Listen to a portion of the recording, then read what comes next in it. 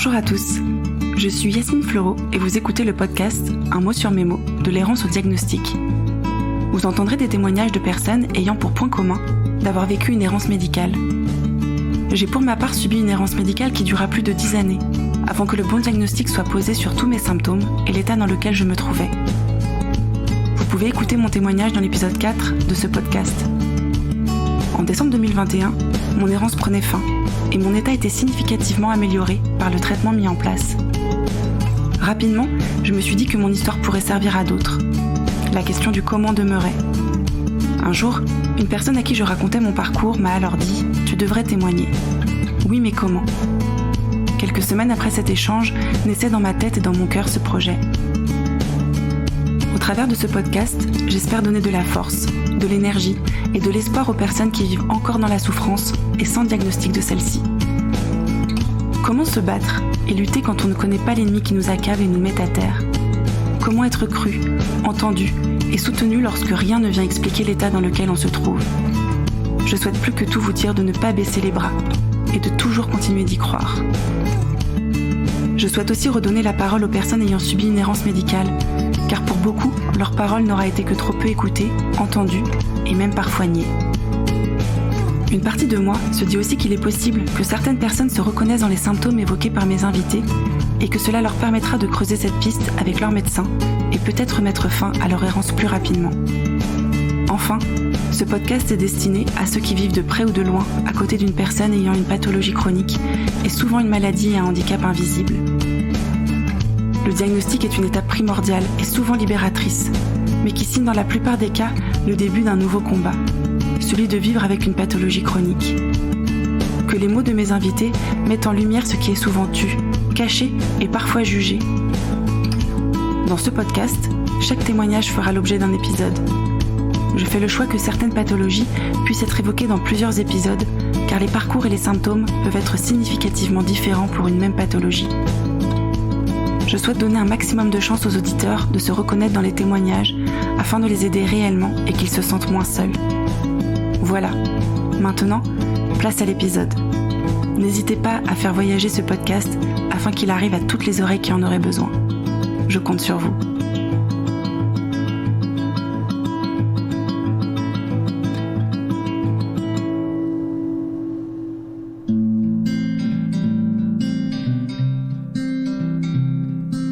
Je reçois aujourd'hui Manon. Elle souffre de la maladie du Fillum, une maladie qui est très peu connue et surtout non reconnue en France. C'est après de nombreuses opérations et des années de douleurs souvent inexpliquées que Manon va enfin trouver de quoi elle souffre. C'est en Espagne, à Barcelone, qu'elle rencontrera les médecins qui l'opéreront et la soulageront. Le parcours de Manon montre une fois encore combien se faire confiance et insister malgré les certitudes des médecins est primordial. J'ai à cœur de rester la plus impartiale possible dans ce podcast. Cependant, certaines histoires et anecdotes médicales me rendent parfois la tâche difficile. Ce fut le cas en écoutant le récit de Manon, tant il semble qu'elle ait rencontré des situations qu'elle n'aurait pas dû vivre, notamment lorsque la rentabilité semble être plus importante que la prise en charge d'un patient qui sort tout juste d'une opération. Je vous laisse découvrir son histoire et vous faire votre propre idée. Je vous souhaite une très belle écoute.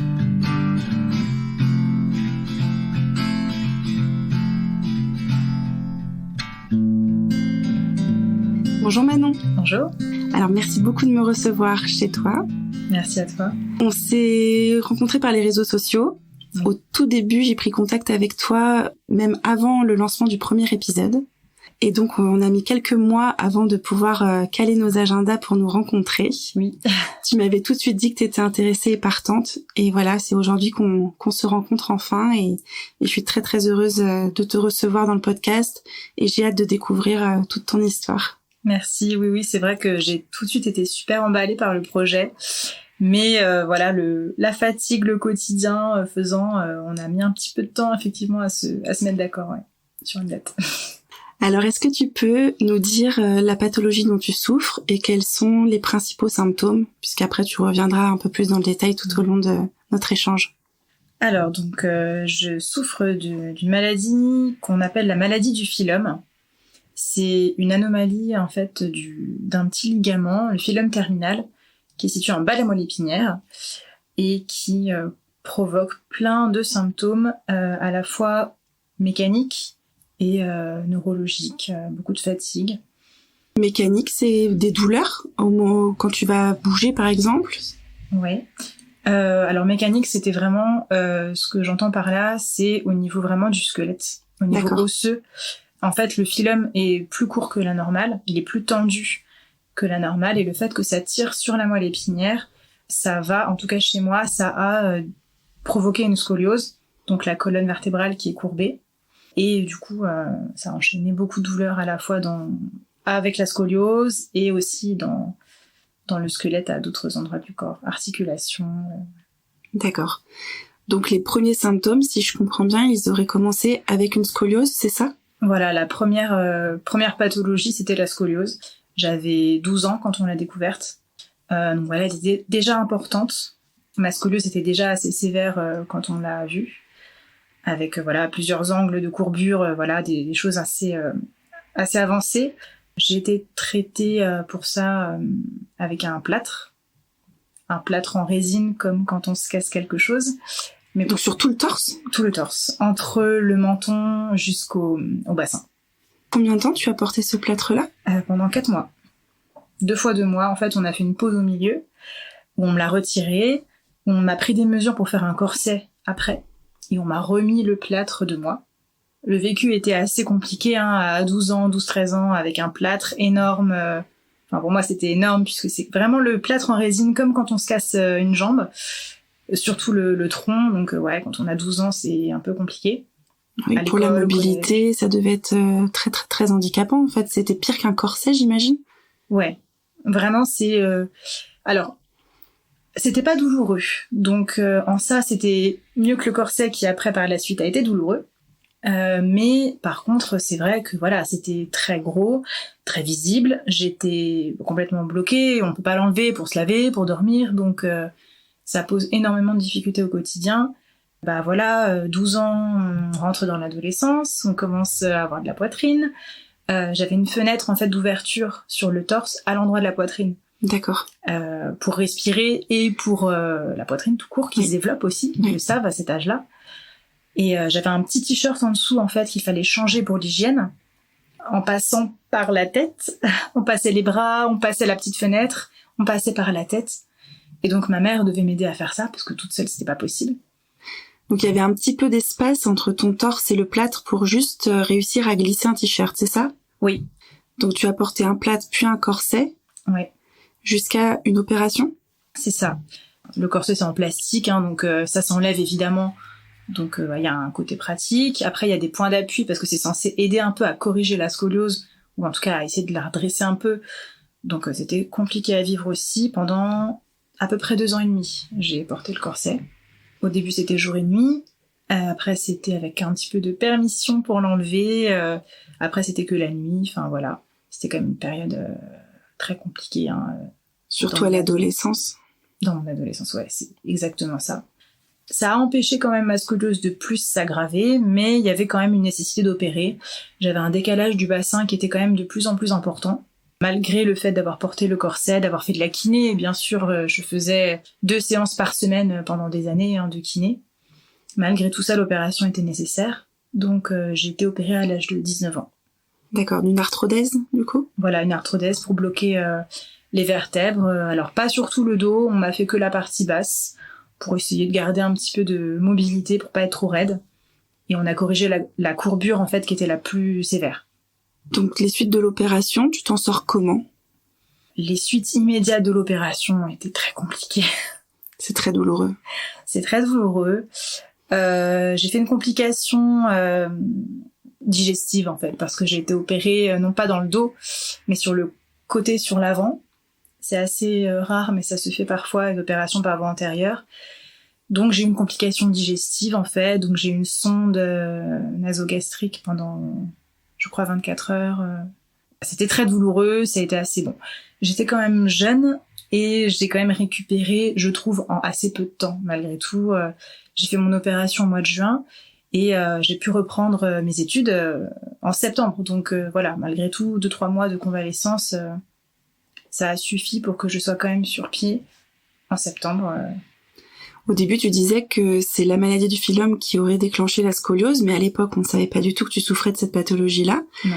Combien de temps, une fois que tu es remis sur pied après cette opération-là, il se passe avant que tu aies de nouveaux symptômes liés à cette pathologie? Il s'est passé 9 ans.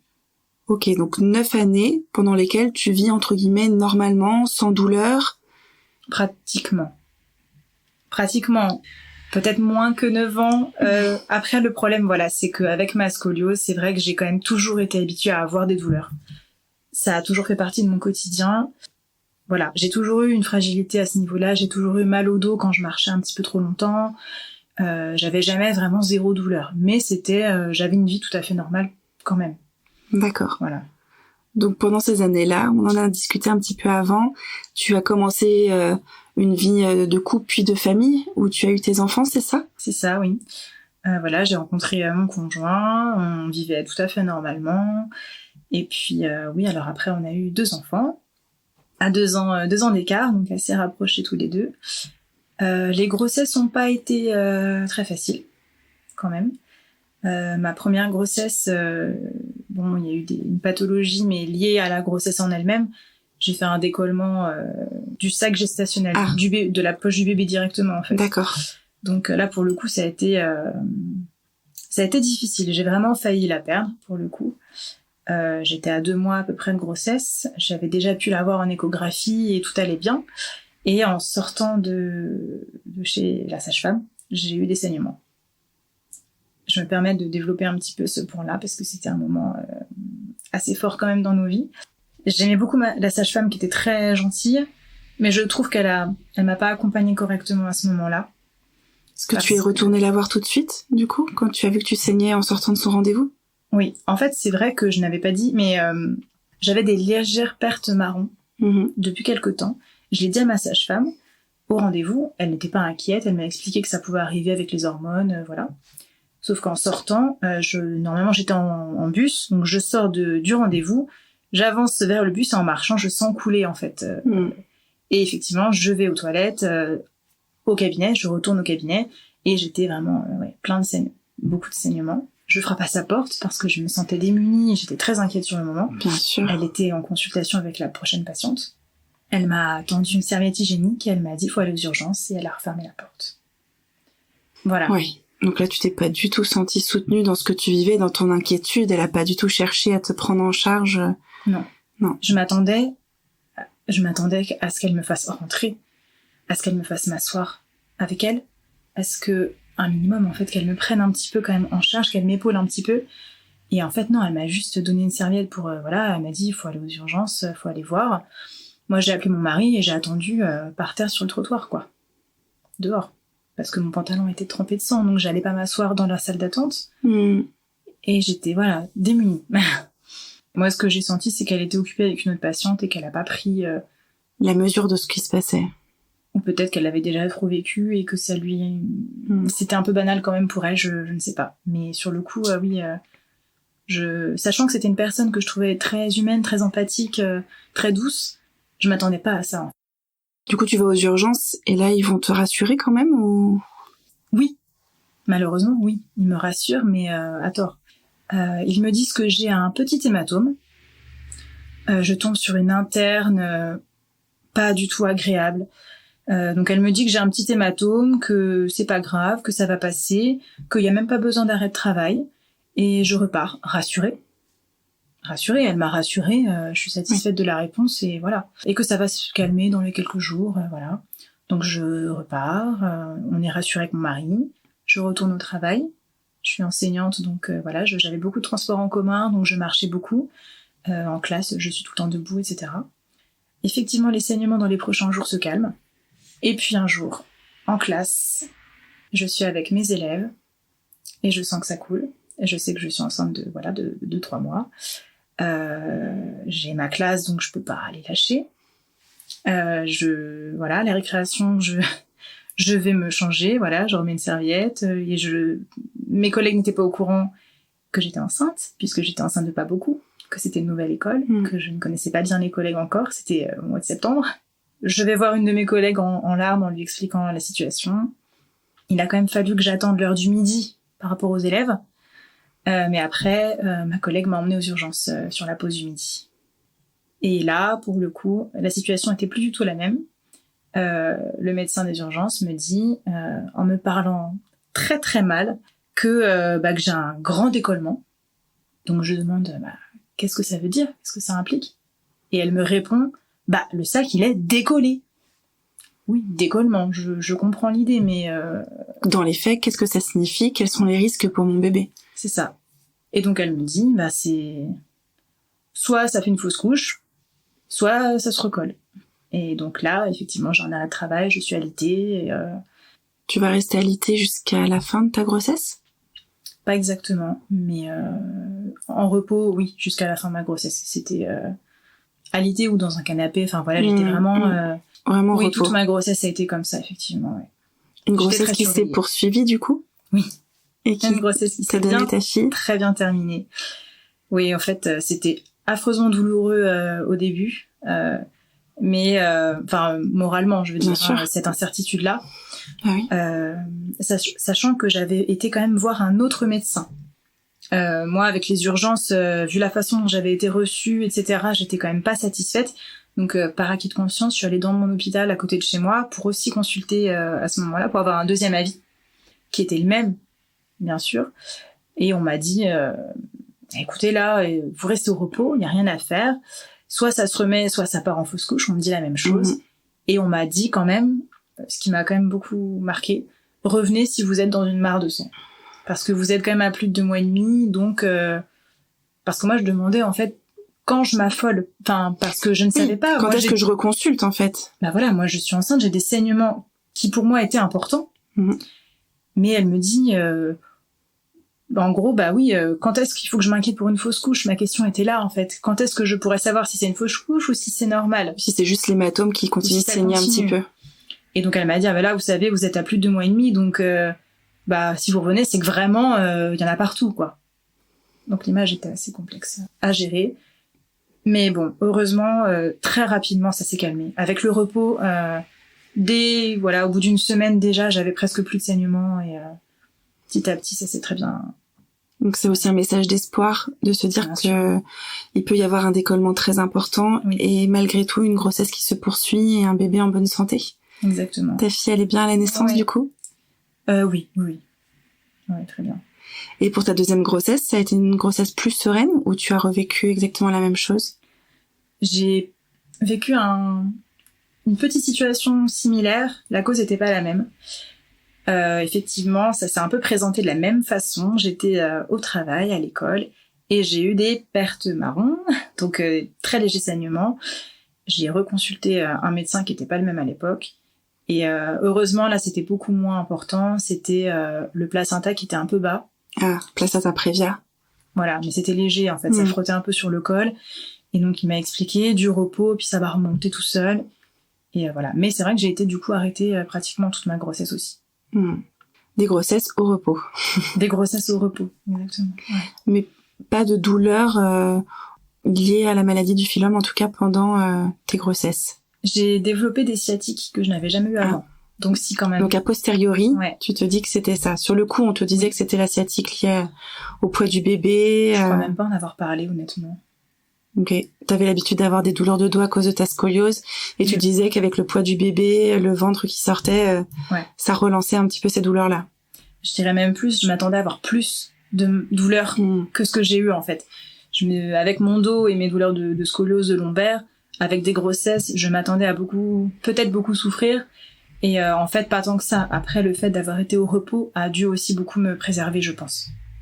D'avoir moins le poids du bébé, de moins être en activité. Mais c'est vrai que j'avais pour ma fille, ma première grossesse, une douleur de sciatique dans les 2 fesses. Donc je sais que c'était compliqué au niveau logistique pour dormir, etc. Mais je pense que le fait d'être aussi alité n'aide pas quand on est immobile pour les sciatiques. Donc, Non, c'est vrai. Alors à quel moment, suite donc ces grossesses-là, à quel moment ton quotidien va changer et les douleurs vont s'installer ? Il y a eu une douleur en fond qui était présente que j'ai un peu ignorée. C'était une douleur au niveau de mon épaule droite et de mon bras droit. Pour moi, je sais pas trop si c'était l'épaule ou les cervicales. J'assimilais beaucoup ça à une tension musculaire au niveau de l'omoplate, au niveau de voilà. Mais c'est vrai que c'était Après mes grossesses, c'était un peu plus fréquent, plus gênant. Au point quand même que je consulte, que je refasse une radio, que je vois une kiné, on a essayé des ultrasons, des choses comme ça, donc j'étais quand même gênée. Mais sans spécialement chercher de cause particulière. Les médecins voient la scoliose, mes radios sont toujours assez impressionnantes, donc en fait, les médecins vont pas chercher plus loin. Ils pensent que c'est normal, que les douleurs sont justifiées. Ok, à l'épaule. Ouais. Au bras, d'accord. Donc t'as ce symptôme-là, et vont s'ajouter d'autres symptômes au fur et à mesure que le temps va passer ? En fait, ça s'est ajouté à partir du moment où j'ai eu un problème à un genou. C'était donc brutalement. J'avais une douleur au genou qui me semblait... Moi, je me disais que c'était lié à la chaleur parce que c'était au mois de juin, il faisait super chaud, j'étais à l'école, je marchais beaucoup, j'avais le genou qui me faisait mal et qui gonflait un peu. C'est pas normal, mais bon, j'en ai parlé à mon généraliste qui était pas très inquiet. Il me disait de mettre de la glace et du repos, mais il savait que je travaillais, que je voulais terminer mon année scolaire, donc que le repos c'était relatif, mais bon, je me souviens quand même avoir surélevé ma jambe en classe. Pour te soulager. Ouais, donc c'était quand même gênant. Ouais. J'ai tenu la fin d'année, mais j'avais très mal au genou. Et j'ai eu une petite errance médicale par rapport à ce genou, parce que on savait pas ce que j'avais. J'ai quand même passé l'été en ayant mal, et un jour on venait de la plage et je pouvais plus marcher. J'avais vraiment la douleur, quelque chose qui s'était déplacé, je ne sais pas expliquer en fait, mais j'ai eu comme un blocage. Et là, la douleur était vraiment décuplée, la taille de mon genou était impressionnante aussi. On était en vacances en plus, donc c'était pas pratique. On est quand même allé aux urgences, pas le soir même, mais le lendemain. On voulait éviter les urgences la nuit.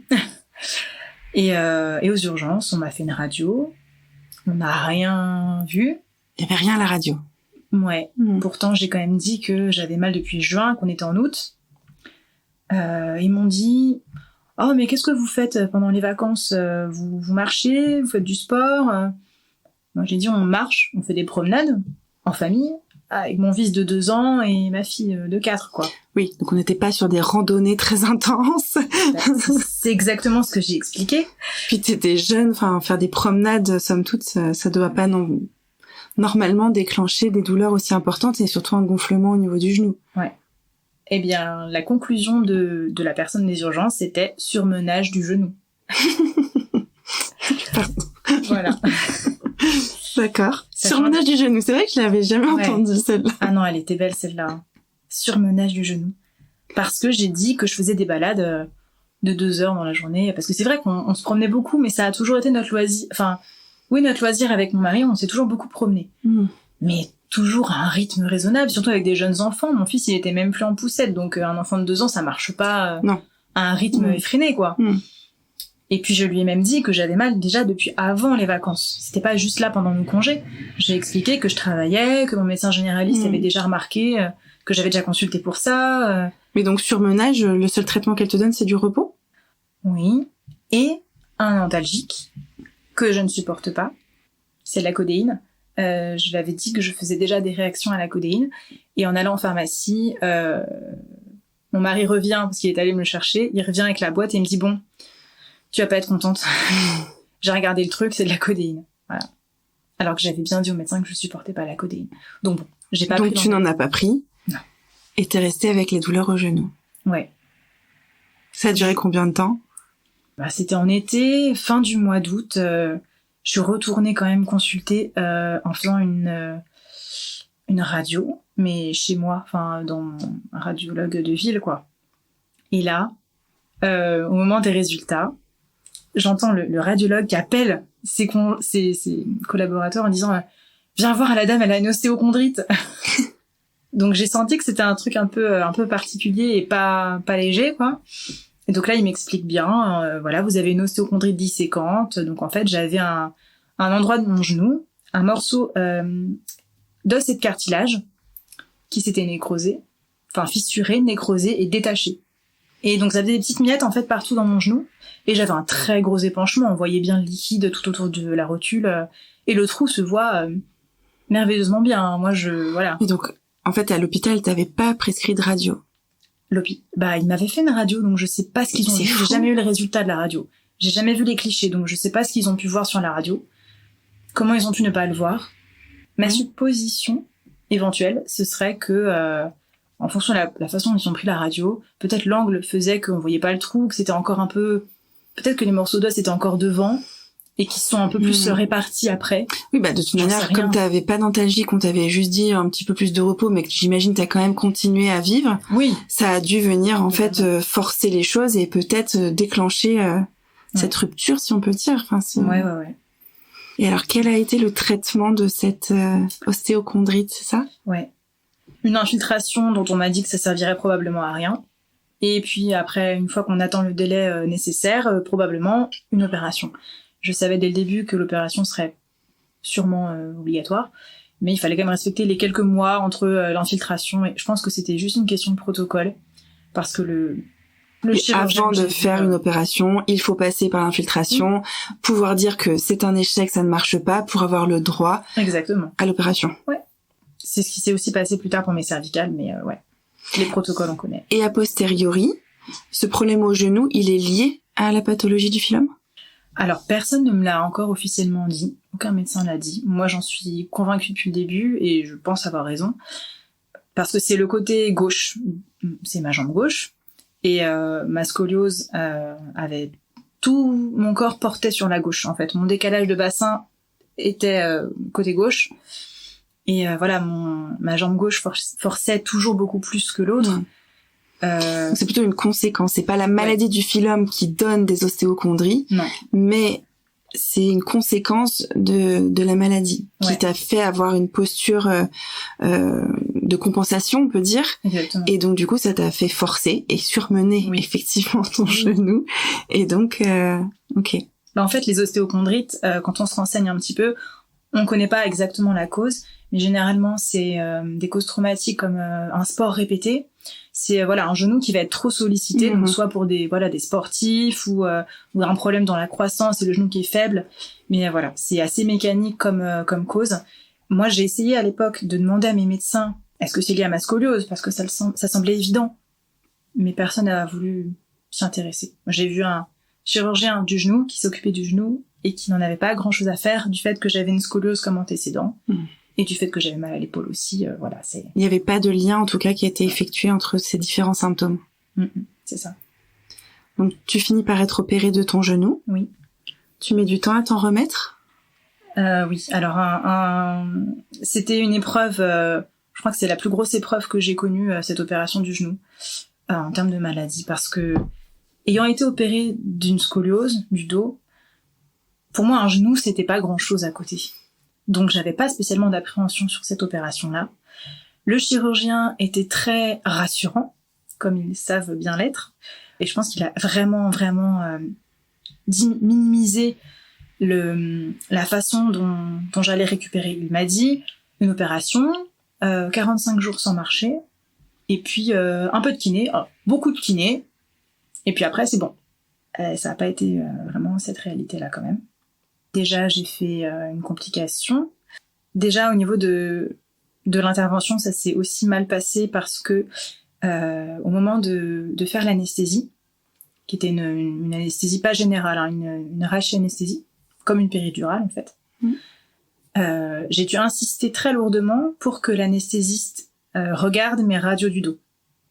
Parce que j'ai quand même du matériel dans le dos, j'ai une barre au niveau lombaire, et donc pour piquer à l'endroit de l'anesthésie, oui, je savais qu'il fallait faire attention. Mais attends, mais c'est toi C'est moi. Qui préconise ça à l'anesthésie? Oui, parce qu'en fait... Enfin, l'anesthésiste de lui-même il doit piquer pour faire une rachianesthésie, et il ne regarde pas les radios avec le placement du matériel, enfin, il se préoccupe pas de ça, c'est quand même en fait, incroyable. Comme pour toute opération, j'avais eu un rendez-vous d'anesthésiste quelques semaines avant l'opération, mais et donc j'avais un dossier où c'était marqué dessus quels étages j'avais d'opérer. Mais c'était pas le même anesthésiste le jour de l'intervention, c'était un collègue. Et le collègue n'avait jamais vu mes radios. Donc il avait même pas le détail en fait de mon dossier. Il m'a juste dit ah oui, mais si l'anesthésiste que vous avez vu a dit que c'était ok, c'est bon, on peut faire. Et moi, en fait, je savais que non, parce que quand j'ai eu ma fille, j'ai eu une péridurale. Et oui. Et je savais que il y avait un doute sur le fait que je puisse avoir une péridurale. Et on a pu la faire parce qu'on a piqué plus bas, un étage plus bas que la normale, pour justement pouvoir piquer sous mon montage, sous la barre dans mon dos. Donc je savais que, voilà. Et c'est en disant ça à l'anesthésiste, en insistant, en disant, mais vous savez, j'ai une péridurale pour ma fille, il a fallu piquer plus bas. Ah oui, d'accord, bon, bah allez chercher les radios de la dame, que j'avais emmené dans ma chambre. Et j'ai vraiment dû insister, hein, et je me connais, j'aurais pu être intimidée, j'aurais pu faire confiance, et ne pas oser insister. Et heureusement que j'ai quand même insisté pour qu'elle aille chercher sa radio. Et effectivement, l'anesthésie a été très compliquée, elle a eu beaucoup de mal à piquer, j'ai eu très très mal. Ouais, j'ai vraiment très très mal. Pour le coup, les douleurs, je connais quand même, j'ai quand même une assez bonne résistance. Et là, j'étais vraiment en larmes, elle a piqué 3 fois, et j'étais à la limite de passer en anesthésie générale si ça marchait pas. Et oui. La 3e fois était la bonne. Mais t'as eu le temps de souffrir avant. J'ai vraiment énormément souffert, ouais. Donc il faut se faire confiance dans son ressenti, et quand toi, en fait, tu l'as senti. Tu l'as senti qu'il y avait pas une maîtrise complète de la situation, et tu as insisté, mais effectivement, des fois, par intimidation, par confiance, mais je pense plus par intimidation. C'est difficile de contredire un médecin et de venir dire, vous me dites que c'est bon, j'ai un doute et je me permets d'insister, c'est pas facile. Ouais. Mais il faut vraiment se faire confiance que. Et c'est des choses qui me sont arrivées d'autres fois après aussi. Et effectivement, ça c'est un conseil qu'on peut donner à tout le monde, c'est très dur, mais il faut oser en fait parler parce que rien n'est évident. Malheureusement, on peut pas toujours totalement faire confiance. Il faut toujours vérifier, quitte à redire plusieurs fois, quitte à avoir peur d'insister, d'être lourd. Malheureusement, les médecins, ils ont l'habitude et il faut en fait se défendre soi-même parce qu'ils nous connaissent pas autant que nous, ils ont pas le temps. Et puis parce que le prix à payer, il est pour nous. C'est ça. C'est-à-dire que c'était ton corps. Donc en fait, s'il y avait une erreur, lui, il aurait sûrement été très embêté, mais les conséquences, elles auraient été pour toi. Donc c'est oser se défendre et défendre son corps et les risques qu'on encourt si on ne le fait pas, oui. Je me permets d'expliquer ça. En fait, de base, ça n'a rien à voir avec ma maladie du phylum, mais j'ai une pathologie cardiaque. J'avais une malformation à la naissance. Et donc, quand j'étais bébé, mes parents ont beaucoup galéré dans les hôpitaux pour moi, quand j'ai été opérée du cœur. Et c'est mon père qui m'a appris ça, en fait. Qui m'a appris que il faut redire, il faut insister, il faut... parce qu'ils ont connu les changements d'équipe et les médecins qui ne parlaient pas entre eux. Enfin, voilà, le manque de communication, le fait de... Le manque ou le défaut de transmission. Ouais. Et c'est vrai que là, j'y pense parce que le jour où j'ai eu cette opération, j'ai repensé, et j'y repense très souvent, aux propos de mon père me disant « faut rien laisser au hasard, en fait. Faut toujours tout dire. Parce que même si c'est censé être marqué dans le dossier, faut tout vérifier, en fait. On peut pas juste leur faire confiance. C'est compliqué. Ouais, oui. On n'est pas des machines. Et donc, l'erreur est humaine et l'erreur peut se glisser. Donc, tu vas être convalescente pendant combien de temps sur ce genou? Alors, contrairement à ce qu'il m'avait annoncé, j'ai eu le droit de poser le pied par terre tout de suite. Par rapport à un détail technique dans mon genou, j'avais le droit de poser le pied par terre malgré mon attelle. En revanche, je suis quand même sortie de l'hôpital avec une ordonnance de codéine. Bah oui. Que je ne supportais pas et dont j'en avais pourtant parlé plein de fois. Ils m'ont reposé la question le matin de mon opération. Ils m'ont redemandé mes antécédents. Ils m'ont redemandé « Vous êtes intolérante à la codéine ?» J'ai bien dit oui. Ils m'ont demandé 1 heure avant l'opération. Et je suis sortie le soir de la chirurgie parce que c'était en ambulatoire. Donc j'ai pas dormi sur place. Je suis sortie, c'était un vendredi soir, à 23h. À 23h, ils t'ont pas gardé? En fait, je pense que c'est à cause de cette histoire d'anesthésie qui était compliquée. Le but pour me faire sortir, c'était que mes jambes se réveillent de l'anesthésie. Et ça a mis plus de temps que prévu. Donc ils m'ont gardé plus longtemps que prévu. Je n'étais plus dans la pièce de réveil ambulatoire. Ils m'ont mis dans une chambre en attendant, en fait. Comme si j'allais rester la nuit, mais en se disant, dès qu'elle peut marcher, hop, elle sort. C'est vrai que j'ai jamais vu de sortie après une opération à 23h. Si la personne est toujours là à 23h, elle est gardée jusqu'au moins le lendemain, et il y a une sortie qui s'effectue le lendemain matin, mais j'avais encore jamais entendu ça. Ouais. Sachant que, donc, ils m'ont fait sortir, le vendredi soir à 23h, avec une ordonnance dentalgique qui était sous mon oreiller depuis 13h que j'étais sortie de l'opération. Sauf qu'ils avaient pas prévenu mon mari qui était avec moi que l'ordonnance était déjà prête, ce qui fait qu'au moment où je partais, leur pharmacie était fermée. et qu'il n'avait pas l'antalgique. Et qu'il fallait donc qu'on aille en pharmacie de garde. Donc on a fait des kilomètres, enfin on a galéré pour aller trouver le fameux antalgique, parce qu'évidemment la douleur se réveillait de l'opération. Donc elle s'est réveillée dans la voiture, voilà, trouver une pharmacie de garde c'était long et compliqué, pour finalement, encore une fois, avoir un antalgique à base de codéine. Ça a rien à voir. Du coup tu n'as pas pris? Bah non, là j'étais en panique totale. Je suis rentrée chez moi, il était 00h30, j'étais épuisée, j'avais très très très mal. Là, la douleur, elle était vraiment très forte. Et je me suis retrouvée encore avec des boîtes de codéine dans les mains que je ne pouvais pas prendre. On a téléphoné à l'hôpital, aux urgences. Ils avaient rien à nous dire à part de revenir, mais enfin, voilà. Et moi, il se trouve que j'avais dans mes placards un antalgique à base d'opium. Donc j'ai téléphoné en demandant est-ce que je peux prendre ça à la place. Ils m'ont dit oui. En faisant attention au paracétamol, à pas faire un surdosage, voilà, ils m'ont dit faites attention à la posologie. Ils m'ont dit d'accord, vous pouvez prendre ça à la place. Donc j'ai pris ça. Et j'ai aussi fait une mauvaise réaction à l'opium. J'ai été malade à cause de ça. La douleur était indescriptible. Je devais aller aux toilettes et ma sœur me roulait sur une chaise pour m'emmener et les mini secousses. Je tenais mon pied sur le bord de la chaise. Le peu de secousses que ça faisait, la douleur était terrible. Et donc j'ai fait une mauvaise réaction à l'opium. Sensation de vertige, de malaise, de nausée. J'avais l'impression que mon cœur battait super fort. J'avais des suées. Enfin, j'étais très très mal. Donc ça enlevait la douleur au moins? Non. Même pas? Non. Mais donc t'as eu vraiment le cocktail. Ouais. La totale. Les douleurs toujours présentes et en plus les effets secondaires. Ouais. Finalement, ma sœur a appelé le 15. Il y avait personne qui pouvait se déplacer. C'était le week-end, c'était le samedi. Au final, on a quand même réussi à avoir quelqu'un qui venait de l'autre bout du département, donc il a mis un temps fou à venir parce que voilà. Et encore, je pleurais au téléphone et j'étais dans un état pas possible et c'est en insistant qu'ils ont dit on va vous envoyer quelqu'un, mais voilà. Au départ, leur réponse était non, on n'a personne. Et donc finalement, cette personne est venue. J'ai eu à la place de la morphine pour remplacer. Voilà. Que tu as toléré? Sur le moment, oui. Il m'a donné le cachet de morphine. Sur le moment, ça allait.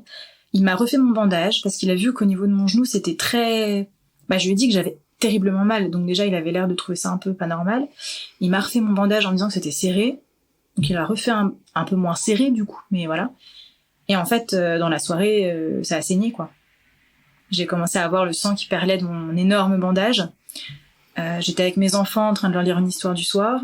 Et j'ai demandé à ma sœur de vite les emmener ailleurs parce que, voilà, le sang commençait à être bien visible. Donc, en fait, j'avais un hématome? Ouais.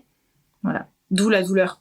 En fait, quand il a desserré le bandage, ça a permis à l'hématome de se libérer, de saigner, quoi. Oui. Donc, du coup, peut-être ça t'a soulagé. T'as eu un petit peu moins de douleur? Je sais même plus. Tu sais plus.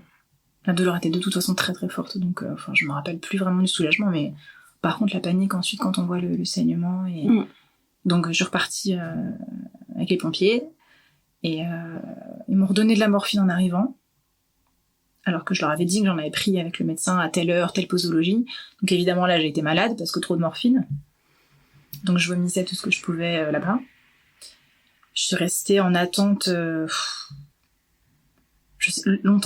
longtemps pour finalement du coup il m'hospitalise, sachant que pour avoir la chambre on m'a mis dans un fauteuil dans la chambre avant que le lit soit fait. J'étais dans un fauteuil et ma jambe était du coup vers le sol et elle était pas surélevée et j'avais horriblement mal et j'avais aussi très mal au dos parce que j'ai quand même ma scoliose qui fait qu'en étant mal installée j'ai mal au dos et les infirmières avaient pas pu descendre le lit. Elles passaient autour de moi comme ça, elles s'étaient occupées, elles rigolaient. Et j'ai dû au moins 3 fois me plaindre, dire mais il faut faire quelque chose parce que là j'ai trop mal, il faut que je m'allonge. Ah oui bon on va voir, faudra peut-être appeler le réparateur pour le lit, on sait pas. Au bout de la 3e fois, elles reviennent et elles branchent le lit et ça marche en fait. Donc je sais pas. Bref, c'est une petite histoire ça, mais c'était tellement difficile à vivre. Elles ont juste eu à brancher le lit en fait. Le lit était juste mal branché. Après, ce que tu viens raconter, c'est aussi les décisions politiques qui sont mises en place au niveau du système de santé, avec la tarification à l'activité, avec l'optimisation au maximum, libérer des lits, ne pas occuper de chambre, parce que ça coûte cher. Ouais. Et du coup, on renvoie... alors des fois, oui, bien sûr, le système ambulatoire, il a fait ses preuves pour plein de pathologies, et il y a un côté... sur certaines pathologies où ça se passe très bien, mais à d'autres moments, on voit combien ça peut être délétère et par quoi tu es passé. Et si tu avais été hospitalisé tout de suite, probablement que tu ne serais pas passé par ces douleurs extrêmement intenses, et aussi l'hématome aurait été vu plus vite, ça t'aurait évité énormément de moments d'anxiété, de stress, de douleur. Ouais. C'est là qu'on voit aussi, c'est une prise en charge qui repose aujourd'hui aussi sur des bilans financiers, et pas sur la personne qu'on a et sur comment s'est passée l'opération, puisqu'il y a des personnes qui peut-être repartaient vaillamment après la même opération que toi, et tant mieux, mais c'est s'adapter à la réalité du patient qu'on a en face de nous. Ouais. Donc tu ressors, j'imagine, de cette opération, tu mets plusieurs mois à te remettre de cette opération-là? Oui, vraiment, j'ai mis longtemps, sachant que j'ai quand même gardé mon attelle longtemps. J'avais du mal à marcher parce qu'il fallait que j'utilise 2 béquilles et qu'avec mon dos, ça devenait de plus en plus douloureux aussi d'utiliser les béquilles. J'ai eu un fauteuil roulant un petit peu, mais l'infirmière qui venait me voir pour le pansement me faisait tout le temps remarquer le fait qu'il fallait pas que j'utilise trop le fauteuil parce qu'il fallait que je marche, il fallait que je bouge. Je me rappelle même d'une fois où j'ai fait exprès le matin de pas être dans le fauteuil pour qu'elle me voie hors du fauteuil, parce que je savais que j'allais me prendre une remarque, et ce jour-là, elle m'a dit « Ah, c'est bien, vous n'êtes pas dans le fauteuil !» Ouais, tu l'as pas fait parce que t'en avais besoin, mais tu l'as fait pour ne pas avoir de réflexion et lui faire plaisir, en fait. Exactement. Parce qu'elle me laissait pas m'exprimer, dire « Mais non, mais rassurez-vous, je suis dans le fauteuil le matin pour prendre mon petit-déj, parce que c'est pratique, parce que ça surélève ma jambe. Dans la journée, je marche. Je m'astreignais à faire mes petites balades avec mon mari, avec de l'aide. Enfin, je faisais vraiment ce qu'il fallait, en fait, mais... Voilà, elle m'a pas écouté du tout, en fait. Elle était là à me dire « il faut bouger, il faut pas rester assis, il faut pas utiliser le fauteuil. » C'est une anecdote, mais comme par la suite, avec ma maladie, j'ai eu besoin de fauteuil roulant. Déjà, dès le départ, on m'a montré qu'un fauteuil roulant, si on peut marcher, c'est un petit peu qu'on a la flemme et qu'on devrait s'en passer. J'ai revécu ça plusieurs fois après, mais que c'est assez significatif comme approche, malgré tout. Alors que c'était avec un genou immobilisé, donc un fauteuil roulant, c'est pas super. Ça avait du sens, oui. Ouais. Donc tu dis que tout se déclenche avec ce genou-là. Qu'est-ce qui vient ensuite et qu'est-ce qui va se passer pour toi? Tout s'est déclenché à partir de là, parce que tout s'est accéléré, en fait. J'ai l'impression que j'ai jamais récupéré vraiment de cette opération. Elle était très éprouvante physiquement, psychologiquement, et je sais que après cette opération, je n'ai jamais quitté ma fatigue mentalement, au niveau brouillard cognitif. Au début, je savais pas qu'on appelait ça comme ça, le brouillard cérébral, je connaissais pas, mais je savais que j'étais tout le temps dans le flou, que j'étais moralement, mentalement épuisée, que j'arrivais pas à réfléchir, à me concentrer. J'avais une fatigue, mais qui était vraiment immense, et je la sentais pas liée à ce que je faisais en fait dans la journée, que c'était vraiment anormal. Ouais, déjà ça. Et puis après, le fait aussi que j'ai eu des douleurs de cervicales importantes qui se sont vraiment accélérées après ce genou. Au départ, moi, je sais que je l'assimilais beaucoup au fait d'utiliser les béquilles. Vu que j'avais en plus ma douleur d'épaule droite qui a toujours été latente, mais là, c'est vrai que ça s'est beaucoup plus installé, c'était beaucoup plus gênant. Donc j'avais à la fois cette fatigue avec ce brouillard mental qui était très présent, et ces douleurs cervicales qui étaient plus importantes, ouais. Le moment où vraiment ça a basculé dans y a un truc qui va pas et il faut que je pense avoir une maladie, il y a autre chose, c'est en décembre 2020, donc c'est à peu près 1 an après l'opération du genou, où j'ai eu d'un coup la sensation d'avoir les bras et les jambes brûlés vifs. J'avais, alors bon, comme si j'avais un coup de soleil sur mes 2 bras, mes 2 jambes. Voilà. D'un coup, en plein hiver, voilà. Ça a commencé comme ça. Ce que tu dis, ça me fait penser à des douleurs neuropathiques. C'est ça. J'y connaissais rien aux douleurs neuropathiques, voilà. Tout ce que je savais, c'est que j'avais la sensation d'avoir, d'être brûlée, quoi. Que c'était pas normal. J'ai attendu quand même, j'ai vu mon médecin au bout d'1 semaine, je crois. où je voyais que ça restait. C'était permanent ou c'était par à-coup? Non, c'était permanent. Et là, ton médecin, il te dit quoi? Mon médecin généraliste, à l'époque, elle était très à l'écoute. Donc, elle a tout de suite voulu chercher ce que ça pouvait être. Donc, j'avais aussi des fourmillements dans la jambe gauche. La sensation d'avoir la jambe gauche presque tout le temps légèrement engourdie. C'était léger, mais c'était tout le temps présent, en plus de ces brûlures. On a cherché, donc on a fait des examens.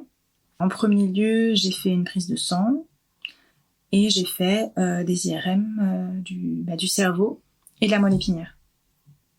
Ok. Qui n'ont rien montré. Qui n'ont rien montré. Elle me l'a dit après coup, elle me l'a pas dit sur le moment, mais moi je le savais quand même. Elle voulait écarter une sclérose en plaques, puisque c'est les premières... moi j'ai fait mes recherches de mon côté quand même, avec ces symptômes étranges, donc j'avais vu que c'était une possibilité parmi d'autres, mais donc effectivement les IRM... ne montrent pas de sclérose en plaques. Voilà. Et on a vu à ce moment-là, avec l'IRM, que j'avais des problèmes au niveau cervical, que j'avais une discopathie et une hernie discale en cervical qui était vraiment importante, et qui commençait un peu à toucher la moelle épinière. Il te propose quelque chose? Du coup, j'ai consulté pour ça un chirurgien spécialisé un peu dans le rachis et les scolioses. Et effectivement, on pouvait faire une infiltration et sinon opération. Alors, ça dépend des médecins. Ce médecin-là m'a clairement dit tout de suite que l'infiltration, c'était le protocole, mais que généralement, dans les hernies cervicales, c'est pas efficace. Il ne m'a pas obligée à le faire. On le remercie. Je le remercie, effectivement. Et donc, il te propose quoi? Si l'infiltration, c'est pas possible, l'opération?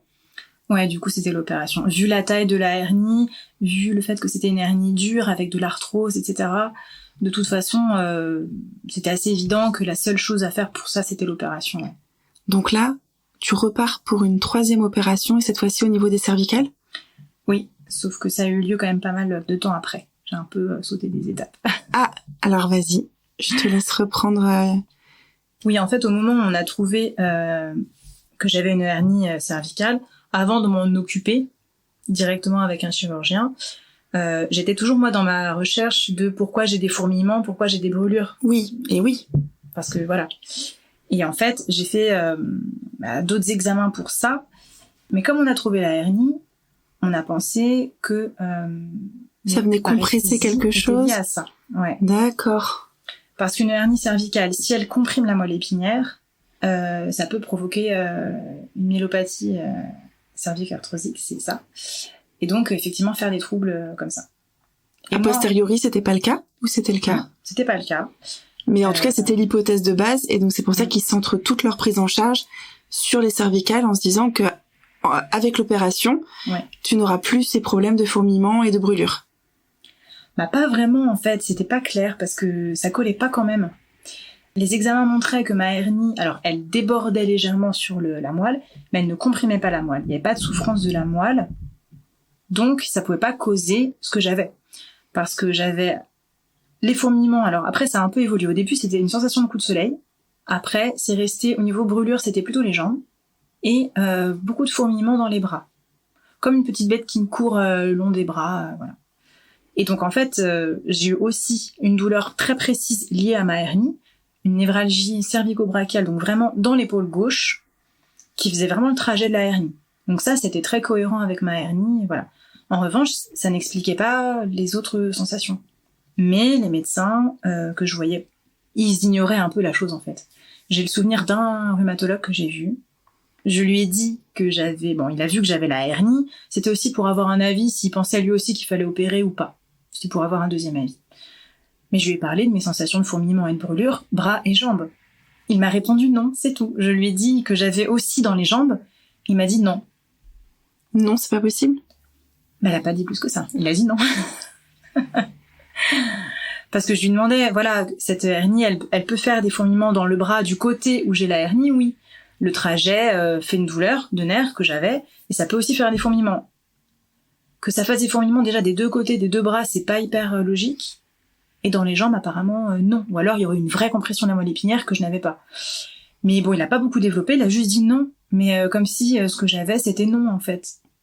Alors que si, mes symptômes et douleurs étaient là quand même. Oui. Mais il m'a laissé comme ça sur un an. C'était en plein Covid, on l'a dit tout à l'heure, 2020. Il me conseillait de faire du sport, mais surtout tombez pas. Pour pas vous faire mal et là venir sectionner la moelle épinière. Et il m'a dit, si vous voulez, la prochaine fois, je vous fais une ordonnance de balnéo. Bon, là, les piscines sont fermées, mais si vous voulez, revenez, je vous ferai une ordonnance. Voilà, donc sachant que pour essayer de trouver si c'était bien ma hernie qui provoquait tous ces problèmes aux nerfs aussi, j'ai fait des examens des nerfs, des électromyogrammes. J'en ai fait 3 fois. Après, le but était d'essayer de trouver... en fait, on essayait de comprendre s'il y avait quand même un vrai problème sur la moelle épinière. On avait toujours ce doute parce que mes symptômes bras et jambes pouvaient faire penser à ça. Sauf qu'à chaque fois, j'ai refait 3 fois ces examens-là, dont une fois avec un examen un peu plus précis. On appelle ça les potentiels évoqués. C'est un truc où on prend les aiguilles au niveau du crâne et où ça doit plus enregistrer encore tout ce qui se passe au niveau de la moelle, jusque dans les doigts de pied. Et à chaque fois, ça ne montrait rien. Donc ça n'expliquait pas. D'accord. Voilà. Donc il restait sur l'hypothèse des cervicales. Il y avait les cervicales parce il y avait un truc au cervical et on pouvait agir dessus. Mmh.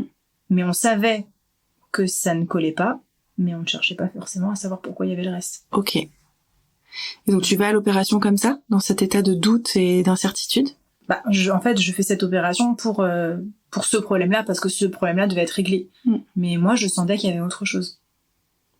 Mais la hernie, elle était là, elle était visible, elle était nécessaire et elle était douloureuse. Donc je savais qu'il fallait agir dessus, mais pour moi, c'était pas la seule bataille à mener, je le savais. Ouais, tu sentais que c'était une pierre à l'édifice, mais que derrière, tu te réveillerais de l'opération, qu'il y aurait toujours ce problème-là, qu'il faudrait trouver des solutions. Est-ce que cette opération se passe mieux que celle du genou ? Oui, ça s'est quand même mieux passé. Ça va. Tu reprends une vie normale au bout de combien de temps ? Enfin, normal, je mets des guillemets. Hein. Comme je travaille en école, c'est vrai que je compte un peu en année scolaire. Et en fait, pour l'épisode du genou, comme pour l'épisode cervical, j'ai fait des années vides, en fait, des années où j'étais en congé longue maladie durant toute l'année scolaire. D'accord. Sachant que pour le genou, c'était normal parce que je récupérais pas du tout physiquement. Pour les cervicales, après, en fait, ma maladie s'était installée. Les cervicales, c'était un petit peu le petit point qui m'a permis de faire une pause au niveau du travail, un petit peu le truc officiel. Mais entre-temps, de toute façon, je m'étais dégradée parce que j'avais ces brûlures, ces fourmillements, ce brouillard cognitif, cette fatigue qui était là. Je me dégradais, mais je savais pas pourquoi. Tous les examens ne donnaient pas d'explication particulière. J'ai même fait un test en génétique parce que je cherchais une maladie génétique éventuelle. Oui. Et ton karyotype est revenu normal ? En tout cas, ils ont rien... Pas d'anomalie. Ils ont rien trouvé. Sachant qu'en plus, le généticien a surtout relevé que j'avais une malformation cardiaque de naissance plus la scoliose. Donc lui, il cherchait une maladie qui relie les deux. Le test est revenu avec rien, quoi. D'accord. Voilà. Donc toi, tu te réveilles de cette opération-là, tu as toujours tes brûlures et tes fourmillements. Oui, en fait, j'ai fait l'opération assez tardivement. Je l'ai faite en février 2022. Entre-temps, avant, j'ai eu mon diagnostic de ma maladie du phylum, en fait. Ah, d'accord. Ouais. Ah, ok. C'est pour ça que je disais que j'avais un peu grillé une étape tout à l'heure. Ah oui, d'accord. En fait, j'ai su tôt que j'avais cette hernie, mais c'était pas forcément mon urgence. Oui. Donc je l'ai pas traitée tout de suite. D'accord, ok. Alors, qu'est-ce qui se passe ? Alors, si on rembobine un petit peu avant l'opération. Parce que c'est vrai que je cherchais ce que j'avais. Donc on a vu la hernie, d'accord, mais pour moi c'était un peu de côté, c'était un petit détail à régler certes, mais c'était pas ça. C'était pas l'urgence. C'était pas la cause de tout ce que j'avais. J'ai vu des rhumatologues. Voilà, pourtant une que je pensais être bien, ma sœur l'avait vue et elle était satisfaite, et avec moi c'était ça s'est terriblement mal passé. Faut savoir qu'avec tout ce vécu médical, plus ça va, plus je suis angoissée à l'idée de voir des médecins, d'aller chez le médecin, d'aller à l'hôpital, d'avoir un rendez-vous médical. Ça devenait de plus en plus compliqué. Donc moi, j'arrive chez cette rhumatologue en me disant, peut-être qu'il y aurait une maladie inflammatoire, articulaire, rhumatismale, qui pourrait expliquer, parce qu'il y a la scoliose, parce qu'il y a mon genou, parce que j'ai des douleurs neuropathiques. Peut-être quelque chose qui... Donc j'y allais pour avoir un éclaircissement sur un éventuel diagnostic lié à ça. En me disant peut-être que la rhumatologue, c'est un peu la spécialiste qui va prendre l'ensemble et non pas que le genou et que les cervicales d'un côté.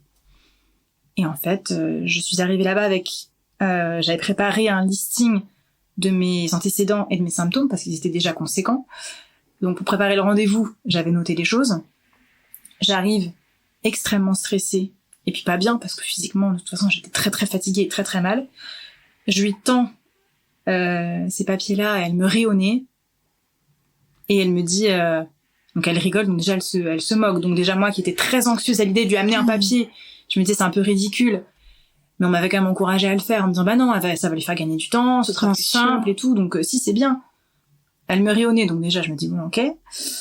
Et elle me dit racontez-moi. Bon bah allez, c'est parti, sauf que moi déjà ma confiance en moi elle était finie en fait. Et puis en elle, en fait. Et en elle aussi. Ouais, oui, tout de suite ça te met pas en confiance pour te livrer et raconter tout ton parcours, tes douleurs, tes symptômes. Ah oui. Moi c'était déjà perdu en fait à ce moment-là. Enfin, la façon dont elle a abordé la chose. Et surtout, confiance en elle, c'est vrai, mais j'avais un énorme manque de confiance en moi. Ayant des symptômes qui s'expliquent pas, j'avais aucune validation, quoi que ce soit, des examens qui montraient pas. J'avais tellement de doutes que, voilà, c'était surtout ma confiance en moi qui était totalement anéantie. Et je me suis dit, bon bah, ok, donc je lui raconte. Donc, je sais même plus, j'étais extrêmement maladroite parce que j'étais tellement mal à l'aise.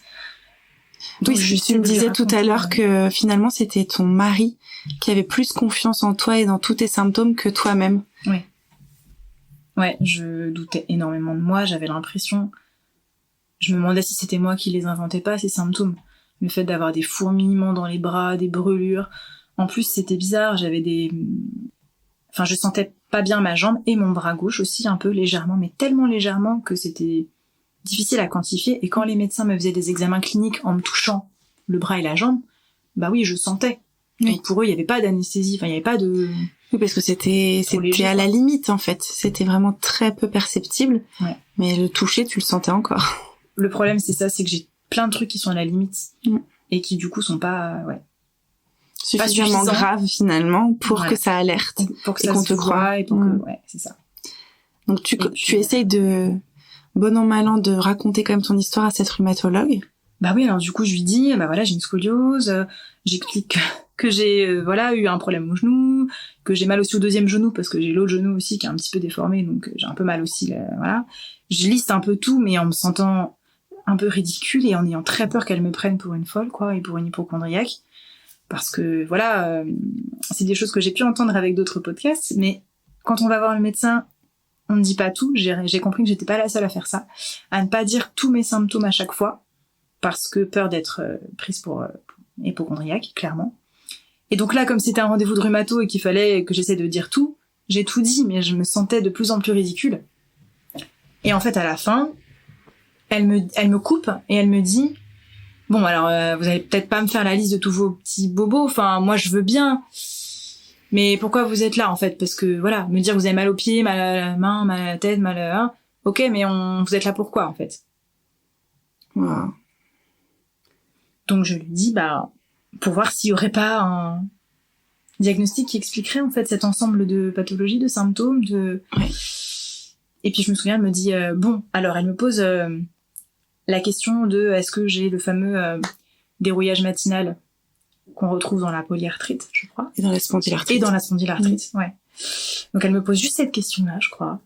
J'essaie d'expliquer que pas vraiment, parce que je sais pas, en fait. Je sais que j'ai effectivement beaucoup de douleurs la nuit et que le matin est très compliqué, mais c'est pas spécialement une histoire de raideur ou autre. Ça ressemble pas à ça.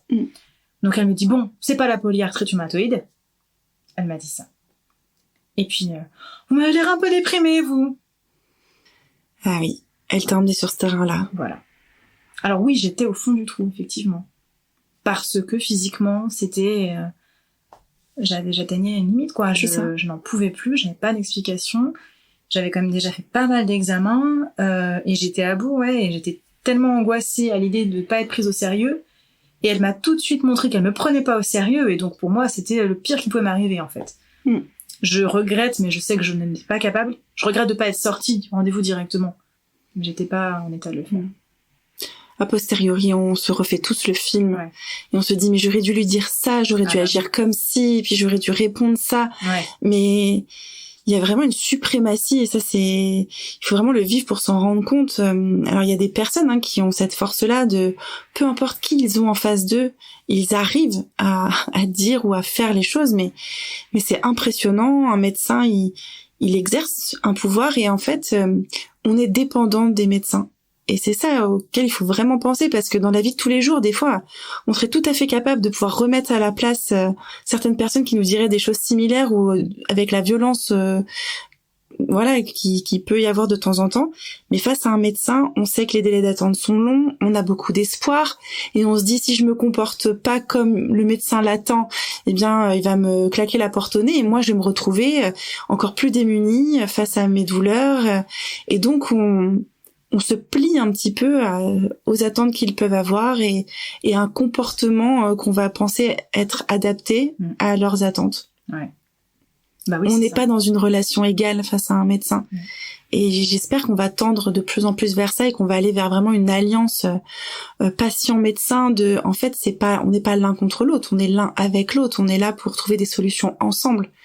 Et malheureusement, beaucoup de médecins encore, dans mon vécu aussi et dans tous les témoignages que j'entends, il y a vraiment une espèce d'opposition, de suprématie, d'opposition, de pouvoir et d'enjeu de pouvoir, alors que normalement on est tous là pour le même but. Ouais.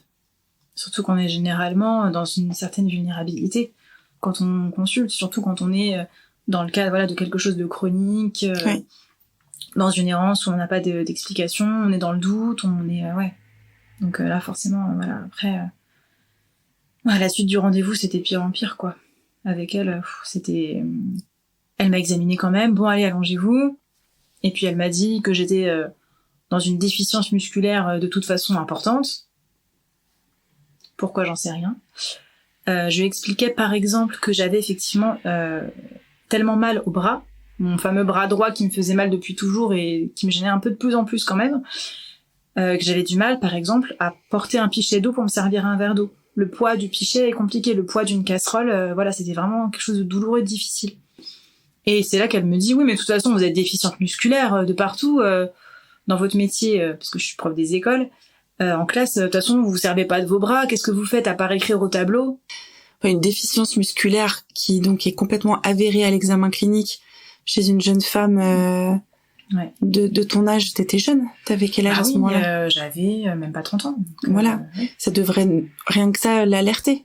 Bah oui.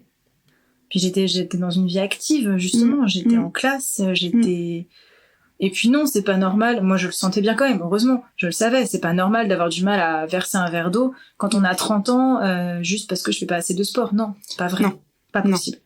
Et puis heureusement que tous les gens qui ne font pas de sport n'ont pas cette difficulté-là. Ça se saurait, et ce serait quand même sacrément embêtant si toutes les personnes qui n'étaient pas sportives rencontraient ce genre de difficultés au quotidien.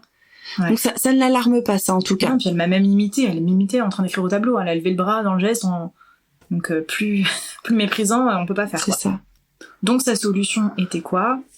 On devine, me donner des antidépresseurs. Alors, elle m'a prescrit, je n'ai jamais pris. Elle m'a prescrit un truc en disant que c'était... je crois qu'elle m'a dit que c'était pour calmer les douleurs neuropathiques. Je sais que c'est vrai, pour le coup.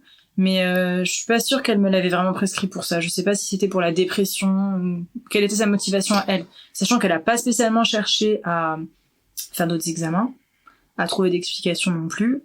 Elle m'a dit de la revoir après. Elle m'a aussi prescrit un antidouleur, je sais plus lequel, honnêtement. Il y a eu trop de choses entre-temps. Mais voilà, j'ai rien pris de ce qu'elle m'a prescrit, et voilà. Je suis partie en ayant encore un peu moins confiance, et en ayant plus du tout envie de retourner voir un quelconque rhumato. Ouais. Alors, suite à ce rendez-vous, alors j'ai quand même ma généraliste en parallèle qui était heureusement à l'écoute, et elle essayait de chercher quand même un petit peu ce que j'avais. Elle sentait bien que c'était pas normal, les fourmillements, les paresthésies, les brûlures et tout. Elle me croyait, et même au niveau de la fatigue cognitive, etc. Elle me croyait, et je parlais aussi d'un truc que j'ai, mais qui me semblait anecdotique, mais j'ai fini par en parler. J'avais un peu de problème de déglutition. Je faisais beaucoup de fausses routes avec ma salive ou avec les liquides. Par exemple, je sais il y a une période où la nuit, ça me gênait énormément parce que quand je dormais, ça me réveillait d'avaler de travers ma salive. Ah oui. Et que plus j'étais fatiguée, plus ça m'arrivait facilement. Comme si c'était la fatigue faisait que l'effort d'avaler était un peu plus compliqué. Et j'ai mis longtemps avant de me dire que c'était peut-être pas normal et que ça valait le coup d'être évoqué à un médecin. Et effectivement, quand je lui ai dit, elle a dit, bah oui, tout ce que vous me décrivez, ça fait neurologique. Que ce soit, voilà, les brûlures, les fourmillements, la dysphagie aussi, tout ça, ça fait cause neurologique. Mais elle avait pas d'explication, elle comprenait pas, en fait. Pas de piste, ouais. Et donc, elle m'a quand même, elle a accepté, parce que c'est moi qui ai eu l'idée, elle a accepté de me faire un courrier pour un interniste. Oui. Un médecin interniste. J'avais eu vent de ça par une copine, il y avait une amie médecin. Donc elle m'avait dit, mais pourquoi tu vas pas voir un interniste, c'est un peu le diagnosticien suprême, voilà. Et donc elle m'a fait ce courrier-là, j'y suis allée. Bon. Oh là là, je m'attends au pire. Des histoires drôles avec moi, mais j'arrive là-bas. Donc un interniste, c'est encore plus que le rhumato, il faut tout dire. Oui, donc, bien sûr. Bah là, il est censé te voir dans la globalité et justement ne pas se centrer que sur un axe. Ouais. Donc il faut les antécédents médicaux, les antécédents en opération, etc. Moi j'en ai beaucoup. Ça fait déjà beaucoup, même si j'ai pas encore été opérée de mes cervicales. J'ai quand même mon cœur, ma scoliose, mon genou, c'est déjà pas mal. Et tous mes symptômes inexpliqués qui gravitent autour. Donc j'y vais avec une valise. J'avais honte déjà d'y aller avec une valise en me disant oh là là, il va bien vouloir regarder tous mes trucs. Bon, voilà. Je tombe sur un interniste gentil, mais j'ai rien contre les personnes qui sont âgées, mais il était au bord de la retraite. Il prenait sa retraite le mois prochain. Okay. Donc il m'a dit je pourrais pas continuer à vous suivre parce que je pars en retraite le mois prochain. Bon, donc déjà c'est vrai que pour un suivi c'était pas idéal, mais après c'était compliqué d'avoir un rendez-vous déjà, donc voilà. Il a absolument rien regardé j'ai ouvert ma valise et je l'ai refermée. J'ai même pas sorti mon dossier, en fait. Il m'a pas demandé. Il m'a demandé pourquoi j'étais là. Je lui ai raconté un petit peu. Il a noté les antécédents. Il était très intéressé par mes pathologies cardiaques. Parce que j'avais en fait 2 malformations, ensemble. Et ça lui a rappelé son premier cours de médecine il y a un nom apparemment de ce syndrome-là qui a les 2 pathologies cardiaques que j'ai. Et du coup, c'est la première fois qu'il voyait un cas d'école, une personne en chair et en os qui avait ça. Donc il était voilà assez sympathique pour le coup, mais pour moi 0 intérêt. C'était pas du tout ce que t'espérais trouver. Non. Bon alors après il a quand même été à l'écoute de ce que je lui ai dit. On a mis l'accent sur les sensations anormales au niveau neuro, sensations de brûlure, sensations de fourmillement, et entre-temps j'avais développé des douleurs vraiment chroniques dans les cuisses, sur le devant des cuisses. Je pense que ce sont des douleurs neuropathiques, j'ai toujours pas vraiment l'explication, mais voilà, ça ressemble. C'est des douleurs assez profondes dans les 2 cuisses. C'est pas comme des courbatures, c'est ni brûlure ni fourmillement, mais c'est un peu comme des crampes. Un peu comme des crampes, mais moi la sensation que ça me fait, c'est comme si en dessous de la peau, à une couche profonde, on avait brûlé mes terminaisons nerveuses en fait. Ok. Mais c'est pas chaud, c'est à vif. Je sens que c'est à vif. Oui. Ok. Voilà, sans chaleur, mais voilà. Donc c'est une sensation qui est assez complexe à expliquer. Les médecins la comprennent jamais quand je l'explique, donc c'est un peu. Mais qui est très désagréable. Qui est très très gênante, oui. Oui. Oui. Très douloureuse. Donc j'en ai parlé et lui, en m'examinant, tout ça. La seule chose vers laquelle il pouvait tendre comme hypothèse, c'était une neuropathie des petites fibres. Ok. Qui est une neuropathie difficile à détecter, parce qu'effectivement les autres examens que j'avais fait avant, au moment où on a trouvé ma hernie, les examens des nerfs, tout ça, si j'avais une neuropathie avec des nerfs vraiment visiblement abîmés, on l'aurait vu. Oui. Et on l'avait pas vu. Alors que si j'avais une pathologie des petites fibres, c'est quelque chose qui demande un examen vraiment spécialisé. C'est petites fibres, donc c'est pas la même chose que les nerfs qu'on voit habituellement. C'était une hypothèse de diagnostic, pour autant ça prenait pas rien d'autre en fait. La scoliose, le genou, les cervicales, l'épaule, c'est comme si tout ça était que des choses mises bout à bout, hasardeuses, sans lien, et que j'avais en plus un truc des petites fibres dans les jambes. Oui, mais ça faisait pas lien. Oui, ça collait pas. Non, ça collait pas. Ça faisait pas sens pour toi. Alors oui, c'était des douleurs neuropathiques comme quand on a les petites fibres, mais ça n'explique pas le brouillard mental, ça n'explique pas l'ensemble. Oui. Et entre-temps, moi, avec ma généraliste, c'était une autre généraliste, elles étaient 2 dans le cabinet, donc je voyais des fois la 2e, et je lui ai dit à cette généraliste que je pensais qu'il y avait un truc qui expliquait tout, que je devais avoir une maladie, un truc sous-jacent derrière, quelque chose. Elle y croyait pas, en fait. Pour elle, c'était normal que j'ai autant de douleurs parce que mon squelette est tellement abîmé, quoi, avec la scoliose, avec les cervicales, tout ça. Donc, j'ai tout ça qui n'est pas expliqué. Je suis à bout. On va opérer la hernie et j'aimerais bien aussi essayer de trouver ce que j'ai, quoi. Et donc, ce médecin-là, elle me propose d'intégrer un centre de rééducation pour la lombalgie chronique. Donc, je fais mon opération des cervicales pour ma hernie. Ok. Alors, tout à l'heure, tu disais que tu avais eu le diagnostic avant l'opération des cervicales. Ouais, un peu dans l'ombre, en fait. Ok. Ça s'est fait en parallèle, mais quand je dis dans l'ombre, c'est vraiment ça, c'est que c'était pas avec mes médecins. Alors, donc, je reviens sur ça, du coup. C'est compliqué à expliquer.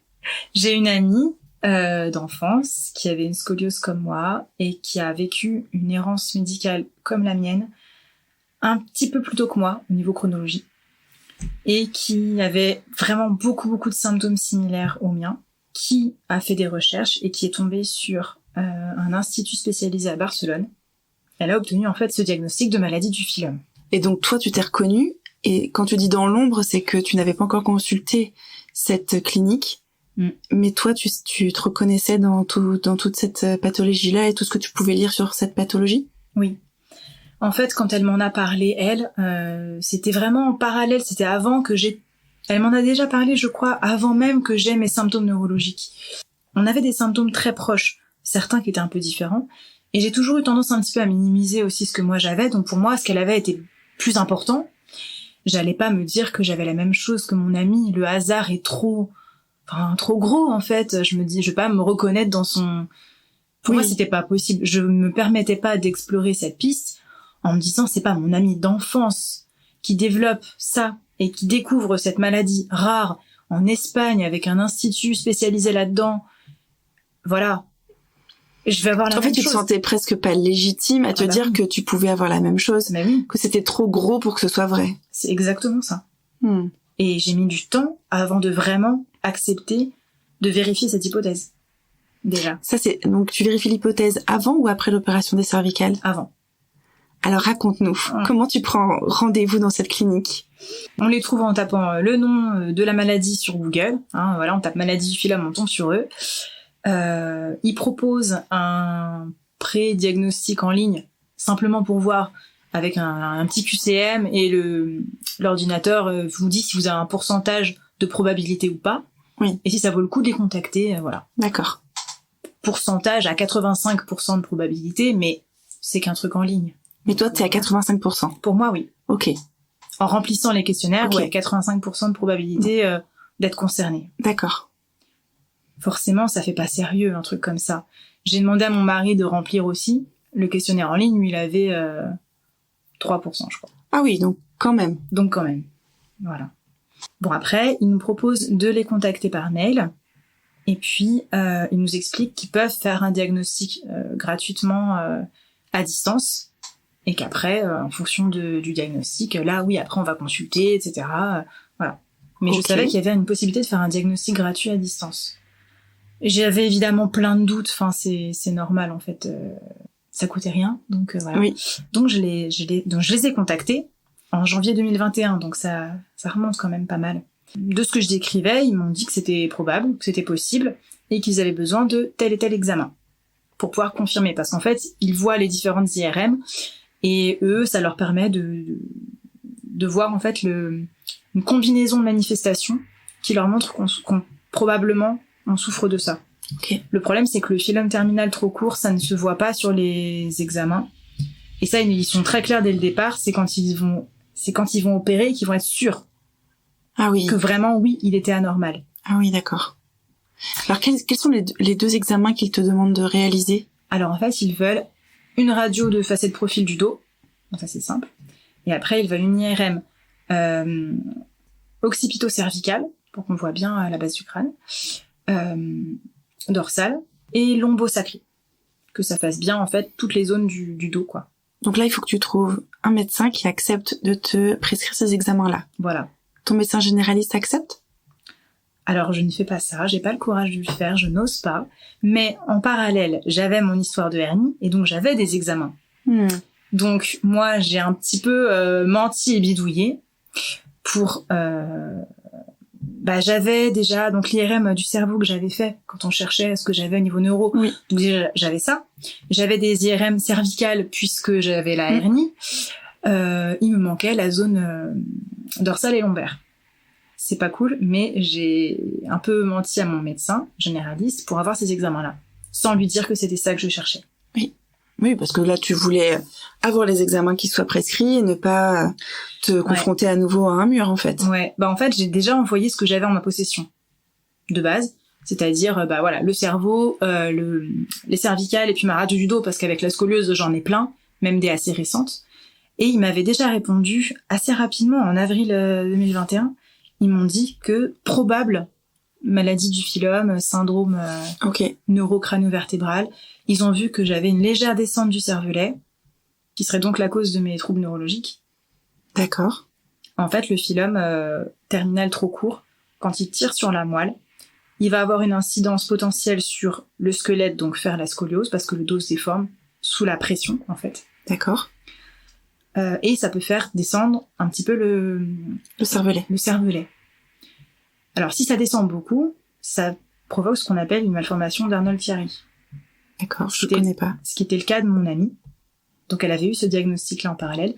Moi, c'est pas le cas, parce que ma descente est trop légère. C'est pas considéré comme un Chiari, c'est vraiment trop minime. Donc, moi, sur ça vient expliquer tes symptômes, mais ça vient pas poser de diagnostic. Ouais. Okay. Mais par contre, c'est une anomalie. Enfin, oui. Barcelone l'a relevé, en fait. Ils ont relevé ma scoliose, ma hernie cervicale pas encore opérée à l'époque, et cette descente des amygdales cérébelleuses. D'accord. Du cervelet. Ok. Ça combiné leur indiquait que c'était, une pathologie. Ça indiquait que c'était des signes ensemble qui montraient une maladie du phylum. D'accord. Voilà. Et donc, ta généraliste te prescrit finalement les examens complémentaires ? Alors, en fait, ma généraliste, pendant ce temps-là, m'a arrêtée pour le travail parce que j'en pouvais plus, et m'a proposé d'aller en centre de rééducation pour les douleurs chroniques de dos. Et m'a aidé aussi à faire un dossier handicap pour avoir une reconnaissance RQTH pour le travail. Et donc, moi, je lui ai dit, puisque je vais aller faire un centre de rééducation pour le dos, ce serait peut-être bien qu'on voit aussi les cervicales, enfin le reste du dos, en fait. Donc, le rachis et les... Voilà, donc j'ai demandé les autres IRM en disant que c'était pour ça. D'accord. Donc ça m'a permis d'avoir les examens. Quand il voit, c'est pas mentir, c'est juste profiter de l'opportunité. Ouais. Voilà, tu lui as pas dit toute la vérité et tu lui as pas menti. Tu lui as pas dit quel était ton but. Oui. T'as menti sur toi, ton but d'avoir ces examens-là, mais elle trouvait ça quand même sensé puisqu'elle te les a prescrits avec cet argument-là. Je dis que c'était pour avoir le détail de mon dos partout. C'est ça. J'avais quand même les sciatiques qui revenaient un peu et tout, donc c'était pertinent de Alors quand ils voient ces examens complémentaires à Barcelone, qu'est-ce qu'ils te disent ? Alors j'arrive pas trop à leur envoyer, c'est compliqué de faire ça en ligne, j'ai du mal, on voit pas très bien tout ça. Donc le temps passe en fait parce que j'arrive pas à leur envoyer les examens correctement. Donc là c'est juste du délai, mais j'attends en fait bien plus tard. Entre-temps, je me fais opérer de ma hernie cervicale. Je suis dans mon centre de rééducation pour les douleurs de dos chroniques où je passe le temps parce que je travaille pas, donc ça m'occupe et ça me fait voir d'autres personnes.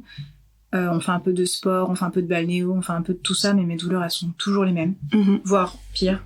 Okay. Voilà, j'étais quand même épuisée. Je savais que j'avais ce truc de Barcelone qui était l'hypothèse dont j'étais presque convaincue, mais que pour l'instant, j'avais pas encore la certitude. C'est ça. Et en fait, j'ai profité de mon amie qui était suivie là-bas, qui était opérée déjà de là-bas. D'accord. Pour lui donner les examens. Oui. Et donc, elle les a emmenés en main propre parce qu'elle avait son contrôle, en fait, 1 an après son opération. Donc moi j'ai contacté par mail l'institut en disant écoutez j'ai ma copine Sarah qui vient vous voir, elle va vous transmettre est-ce que vous voulez bien qu'elle vous ramène les CD de mes examens et tout. Oui. Donc c'était la petite mission quoi, donc ça s'est passé comme ça, donc c'est là qu'ils ont eu vraiment pu voir tous mes examens. D'accord. C'était en mai 2022. Ils ont vu tout et là ils m'ont 3 jours après j'ai eu le diagnostic quoi. Et là ils m'ont bien confirmé qu'avec tout ce qu'ils voyaient c'était j'avais un syndrome neurocrânio-vertébral, donc c'est-à-dire la manifestation de de toutes ces douleurs à la fois au niveau de mon squelette, plus les douleurs neurologiques, tous les troubles neurologiques, la dysphagie, les brûlures, les fourmillements. Et c'est vrai que quand on regarde maladie du phylum et qu'on va voir le descriptif sur leur site, je coche, tout ce que j'ai, c'est dedans. Ok. Je coche toutes les cases, vraiment. J'ai pas tout ce qui peut exister dans cette maladie, oui, mais tout ce que j'ai en fait partie. Ok. Vraiment. Ok. Et alors pour toi, c'est comment ce moment où enfin on vient poser un diagnostic sur tout ce que tu vis depuis des années et sur tous les symptômes que tu as? C'est un soulagement. J'en étais un peu convaincue parce que entre les premiers doutes et le fait d'arriver au vrai diagnostic, ça s'était déjà presque confirmé parce que déjà eux m'avaient répondu avec leurs premiers examens potentiellement oui, mais on n'est pas sûr. Donc déjà j'avais déjà eu le temps de me faire à l'idée de ce diagnostic-là, mais j'attendais juste la consécration, quoi, le mot officiel. Donc en plus c'est l'assurance que c'est bien ça. Ouais. Puis c'était 2 jours avant mon anniversaire, c'est bête, mais je sais que c'était une date pour moi qui était un peu symbolique. J'avais l'impression de recevoir ça en cadeau. Oui. Ouais. Oui, je vois ton sourire, en fait. C'est ça. C'est que, en soi, c'est pas une maladie chouette, hein, mais il y a vraiment un soulagement de ce diagnostic-là. Alors, ce qui est surprenant, donc, tu parles donc de cette clinique à Barcelone. Pourquoi en France, on n'est pas capable de poser ce diagnostic-là? C'est que on n'a pas les connaissances, les compétences. C'est quoi la spécialité de ces médecins-là pour pouvoir poser ce diagnostic à Barcelone? C'est un institut de recherche, en fait. Ils ont fait des recherches sur la malformation de Chiari, la scoliose. C'est le nom d'ailleurs de l'institut, hein. Donc ils sont spécialisés là-dedans, Chiari et la scoliose, donc la malformation au niveau du cervelet et la scoliose. Ils ont vu qu'il y avait un lien. Et leurs recherches les ont amenés à avoir une pathologie au niveau du phylum terminal qui provoquait en fait ça. Alors qu'en France, on voit ces choses-là isolées en fait. Il n'y a pas de lien qui est fait entre Chiari et la scoliose par exemple. Donc en fait, ce sont des précurseurs. A priori, oui.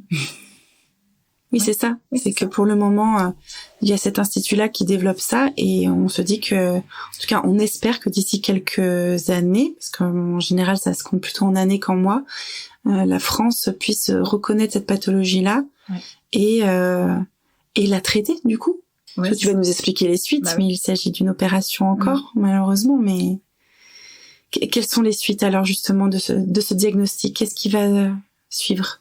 Quand je reçois mon diagnostic, faut savoir que j'étais au tout début de ma rééducation en fait pour la lombalgie chronique. Là, c'était au mois de mai.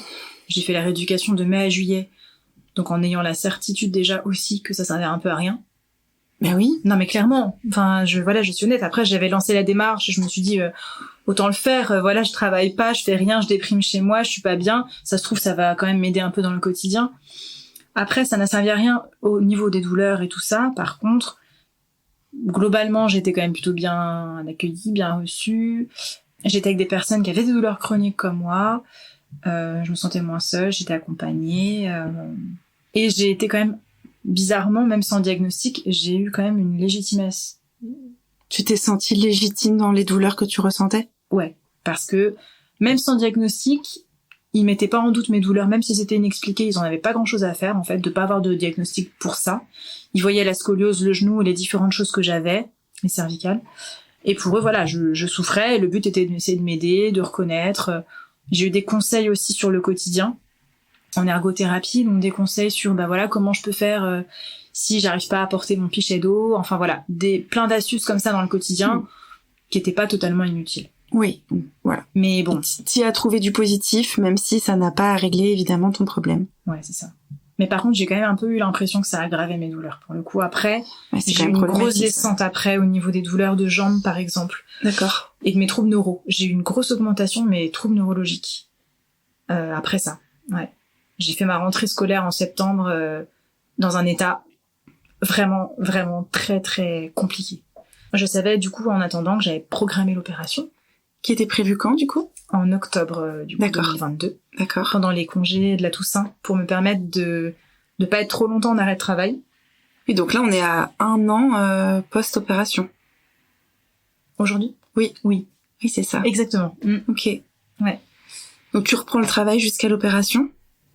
Oui, je déménage, donc je suis dans une autre région, dans une nouvelle école.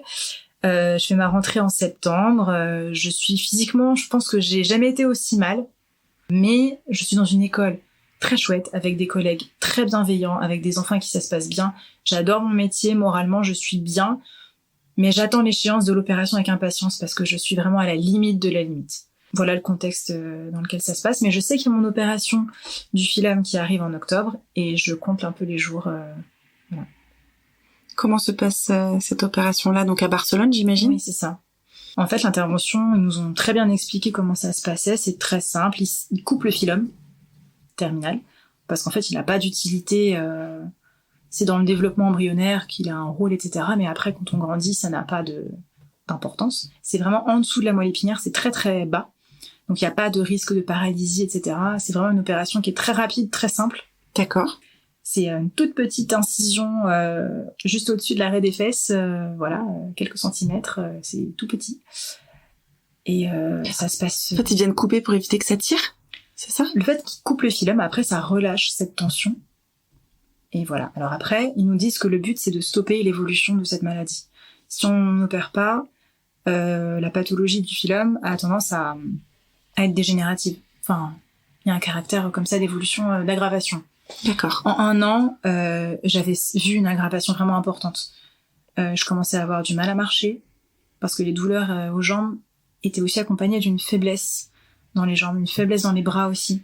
C'est dur à quantifier, mais j'avais une sensation de faiblesse importante qui s'était installée. Une hypersensibilité au niveau du toucher, exacerbée aussi par rapport à avant. Les troubles cognitifs, le brouillard mental, qui était devenu vraiment très important. Dans mon travail, je tenais le coup, mais clairement, c'était très difficile. Voilà, en classe, de devoir être dynamique. C'était dur. Je tenais le coup, mais c'était compliqué. Je sentais que ça s'était beaucoup aggravé, mais voilà. Donc finalement, ça va être la plus petite opération que tu vas subir? Oui. Mais vraiment, oui. Ah oui, même l'anesthésie était très légère. Très rapide, ouais. Très légère. J'ai pas été malade après, alors que j'ai toujours été malade après toutes mes opérations. Là, pas du tout. Et alors, tu te réveilles et la différence, elle est tout de suite là? Comment ça se passe? Il y a une différence qui est tout de suite là, mais elle est dure à quantifier. C'est une sensation de légèreté dans les épaules.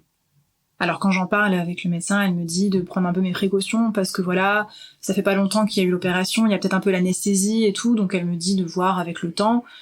J'étais un peu sous antidouleur quand même au moment avec l'opération, donc voilà, elle me dit d'y aller avec un bémol, mais si ça va mieux, tant mieux, mais faut prendre son temps pour voir si vraiment il y a un soulagement. Mais oui, ça c'est un truc qui est parti, c'est un poids en moins qui est parti en fait au niveau de mes épaules, qui est jamais revenu. Je me sentais plus légère. J'ai senti aussi la différence dans la façon de me tenir debout. Juste droite d'être debout. J'avais pas la même sensation de malaise que j'avais avant. Et c'est vraiment en vivant le après que je te rendais compte du passé. Sur le avant. Ouais. Et c'est drôle parce que c'est aussi en voyant des photos de moi juste avant et après, où je vois sur des photos d'avant, où j'ai une espèce de maladresse pour être prise en photo, où je me mets un peu les jambes croisées, où je m'appuie sur un mur, où je m'appuie sur quelqu'un ou sur une table. Et en voyant ces photos, je me rappelle qu'à l'époque, debout, sans appui, j'étais pas à l'aise. Oui. J'avais besoin de me tenir sur quelque chose. Et je comprends ce que tu veux dire, parce que moi, je me suis rendu compte de douleurs et de choses qui n'étaient pas normales quand j'ai arrêté de les avoir. Ouais. Notamment une fois en pleine nuit, où je me réveille sur le dos, ce qui déjà était assez exceptionnel, de supporter cette position-là, et où j'avais la tête qui était penchée sur un côté. Et là, j'arrive en 2 secondes à mettre la tête de l'autre côté. Et ça me réveille d'un coup, parce que je me dis, je viens de réussir à tourner la tête, et ça a été. Ouais. Et en fait, c'est là que je me suis rendu compte que c'était pas normal avant, mais moi je pensais que tout le monde, quand il se retrouvait par mégarde sur le dos avec la tête sur le côté, moi la douleur était tellement importante que je pouvais pas. Donc en fait, je basculais tout mon corps du côté de ma tête tournée, je me relevais sur le côté, je pivotais et je me recouchais de l'autre côté. Parce que je pouvais pas juste faire clac-clac avec ma tête. Tu vois ce que je veux dire? Ah bah très bien, oui. Et là, tout d'un coup, en pleine nuit, ça m'arrivait d'un coup en me disant, mais j'ai pu faire ça, et ça s'est bien passé, enfin. Et c'est là que je me suis dit, ah, mais en fait, du coup, c'était pas normal. Ouais. Et en fait, tout le monde ne fait pas ça la nuit quand il a la tête sur le côté. Et c'est là que donc je vois très bien ce que tu veux dire. Tu remettais en perspective plein de choses que tu vivais avant, que tu pointais pas tant du doigt que ça. Et c'est après coup que tu disais, ah oui, en fait, maintenant, je peux faire ci, je peux me tenir comme ça, etc., etc. Oui, c'est ça. Et c'est vrai que, en termes d'amélioration rapide aussi, il y a un truc que j'ai presque plus ressenti depuis. Ça m'arrive de temps en temps, mais c'est léger. C'est une douleur que j'avais en permanence avant, au niveau de l'arrière du crâne, pendant la nuit, justement. J'avais tellement mal, j'avais l'impression de dormir sur un tas de cailloux plutôt que de dormir sur un oreiller, quoi. Et justement, la nuit, j'avais un sommeil qui était pas un vrai sommeil, c'était un peu une veille. J'avais l'impression de dormir, mais tout le temps en étant consciente de mon environnement, tout le temps. Pour moi, c'était... Et de tes douleurs. Et de mes douleurs, surtout de mes douleurs, évidemment. Et c'est vrai que je changeais tout le temps de position petit à petit, en tournant tout mon corps, comme tu l'expliques aussi, pour répartir mes douleurs. Voilà, moi, c'est comme ça que je vivais mes nuits. Je changeais de côté pour changer de côté de douleur. Enfin, ça n'enlevait rien, mais ça, voilà. Et après mon opération, j'ai découvert les vraies nuits où c'était tellement bizarre. Où je disais à mon mari, je me rappelle pas de ma nuit. Je me rappelle de rien, comme un blackout en fait. En me disant, mais en fait, quand on dort, c'est ça. On n'est pas censé se rappeler de sa nuit. Et je trouvais ça assez incroyable. Oh là là, Aujourd'hui, à 1 an de l'opération, parce que je sais, pour en avoir discuté avec toi, que tu restes avec quand même beaucoup de symptômes aujourd'hui et un handicap très présent dans ton quotidien. Aujourd'hui, il te reste quoi comme symptômes? Tu vis avec quoi? Et pourquoi l'opération, finalement, même si je crois que c'est vraiment une réussite, eh bien, pourquoi il te reste autant de symptômes? En fait, ce qui est compliqué, c'est qu'il nous explique à l'Institut que ça stoppe l'évolution, l'aggravation. Normalement, on n'est plus censé avoir de nouveaux symptômes ou de symptômes qui empirent. En revanche, il n'y a aucune certitude sur le fait que les symptômes vont partir ou diminuer ou voilà. Le but était de stabiliser. J'en avais bien conscience et déjà c'était un soulagement de savoir que ça allait pas être pire parce que j'étais tellement inquiète de me dire mais qu'est-ce que je vais devenir? Je pourrais plus travailler, si ça continue de s'aggraver, je pourrais plus travailler, j'ai quand même 2 enfants. Avec mon mari, je vivais plus en fait. Avant d'être opérée, je passais mon temps, presque tout mon temps, dans un fauteuil de salon avec les jambes relevées, dans une position où j'étais à peu près confortable. Et presque je ne bougeais plus en fait. Mais vraiment, c'était 80% de ma journée, de mon temps, dans ce fauteuil. Et c'est seulement après coup que je me rends compte à quel point. Et donc, après, effectivement, j'ai récupéré quand même une certaine mobilité. Le truc le plus bête que mon mari a remarqué tout de suite après l'opération, c'est que je me suis levée pour débarrasser mon assiette après avoir mangé. Il m'a dit, mais ça fait 2 ans que tu fais plus ça, en fait. Et alors moi, aujourd'hui, effectivement, je trouve encore que mon quotidien est très impacté, parce que c'est le cas. Mais c'est vrai que si on compare avec avant... Il y a une nette amélioration. Il y a une grosse amélioration quand même. Au niveau de tes sensations de brûlure, est-ce que tu les as toujours ou est-ce que ça s'est quand même atténué? C'est toujours présent, mais c'est ponctuel.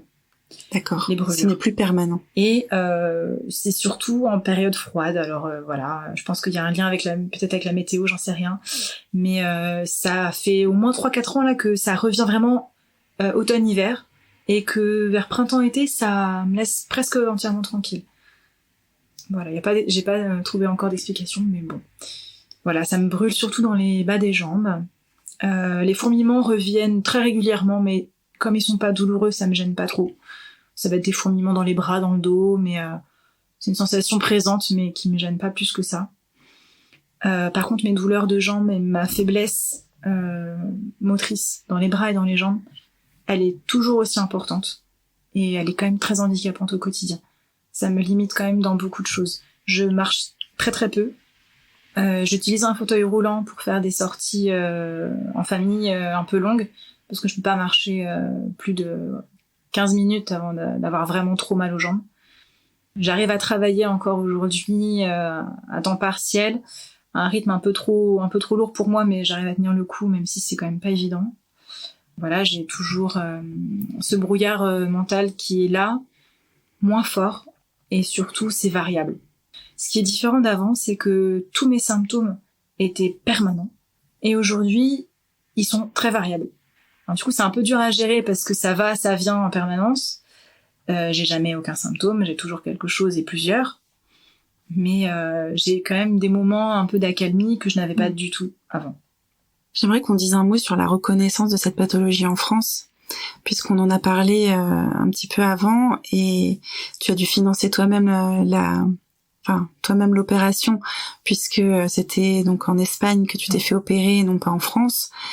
Et j'imagine que tu ne peux pas avoir cette reconnaissance-là, et ça joue dans tes démarches administratives, et ça pose des difficultés au quotidien. Oui, ça c'est vraiment un gros problème pour moi. On parlait du diagnostic et de l'impact que ça a de recevoir un diagnostic, de se sentir enfin légitime et d'avoir enfin un nom de maladie. Alors oui, sur le coup, oui, effectivement, puis heureusement j'ai pu avoir cette opération, donc je savais que c'était bénéfique pour moi. Après, j'ai un peu l'impression d'être punie avec un diagnostic auquel personne ne croit en fait, enfin qui n'est pas connu ici, que ce soit par les personnes lambda ou les médecins. Parce qu'il n'est pas reconnu, ça c'est une chose, mais il n'est même pas connu des médecins français. Non, les médecins quand je leur en parle me demandent d'épeler phylum. Ils savent pas forcément, certains ne savent même pas l'écrire. Ma généraliste actuelle, qui n'est plus la même qu'avant parce que j'ai déménagé, quand je lui reparlais de mon opération du phylum, elle m'a demandé si on ouvrait au niveau du cou. D'accord. Alors que c'est dans l'arrêt des fesses qu'on opère. Donc vraiment, il y a une méconnaissance totale de cette pathologie-là. Complètement. Ok. Donc il y a un énorme travail à faire à ce niveau-là. Oui. Est-ce que tu sais si justement la clinique de recherche à Barcelone met en place des choses pour au niveau européen déjà et peut-être mondial alerter sur cette pathologie-là? Est-ce qu'il y a d'autres pays que l'Espagne qui sont au courant de cette pathologie et qui font des recherches et qui la traitent, ou est-ce qu'il n'y a que l'Espagne actuellement? Non, il y a d'autres pays. J'ai pas fait énormément de recherches, il y a plein de choses à savoir là-dessus. J'ai pas forcément eu le temps de faire toutes ces recherches-là. Comme j'ai eu mon amie qui a été opérée et avec qui ça s'était bien passé, j'ai eu une confiance presque aveugle en elle, on va dire. Donc je suis un peu lancée là-dedans sans avoir forcément tous les tenants et aboutissants de cette recherche de cette pathologie. Mais je l'ai tentée aussi parce que c'était la seule possibilité que j'avais de tenter quoi que ce soit et que j'en étais vraiment arrivée au point où il n'y avait plus rien d'autre à faire, donc autant essayer. Je sais que l'Italie pratique cette intervention. Ils appellent pas ça maladie du phylum, mais ils parlent également d'une pathologie du phylum terminal. C'est juste pas la même appellation, mais ils font cette opération la même que j'ai eue.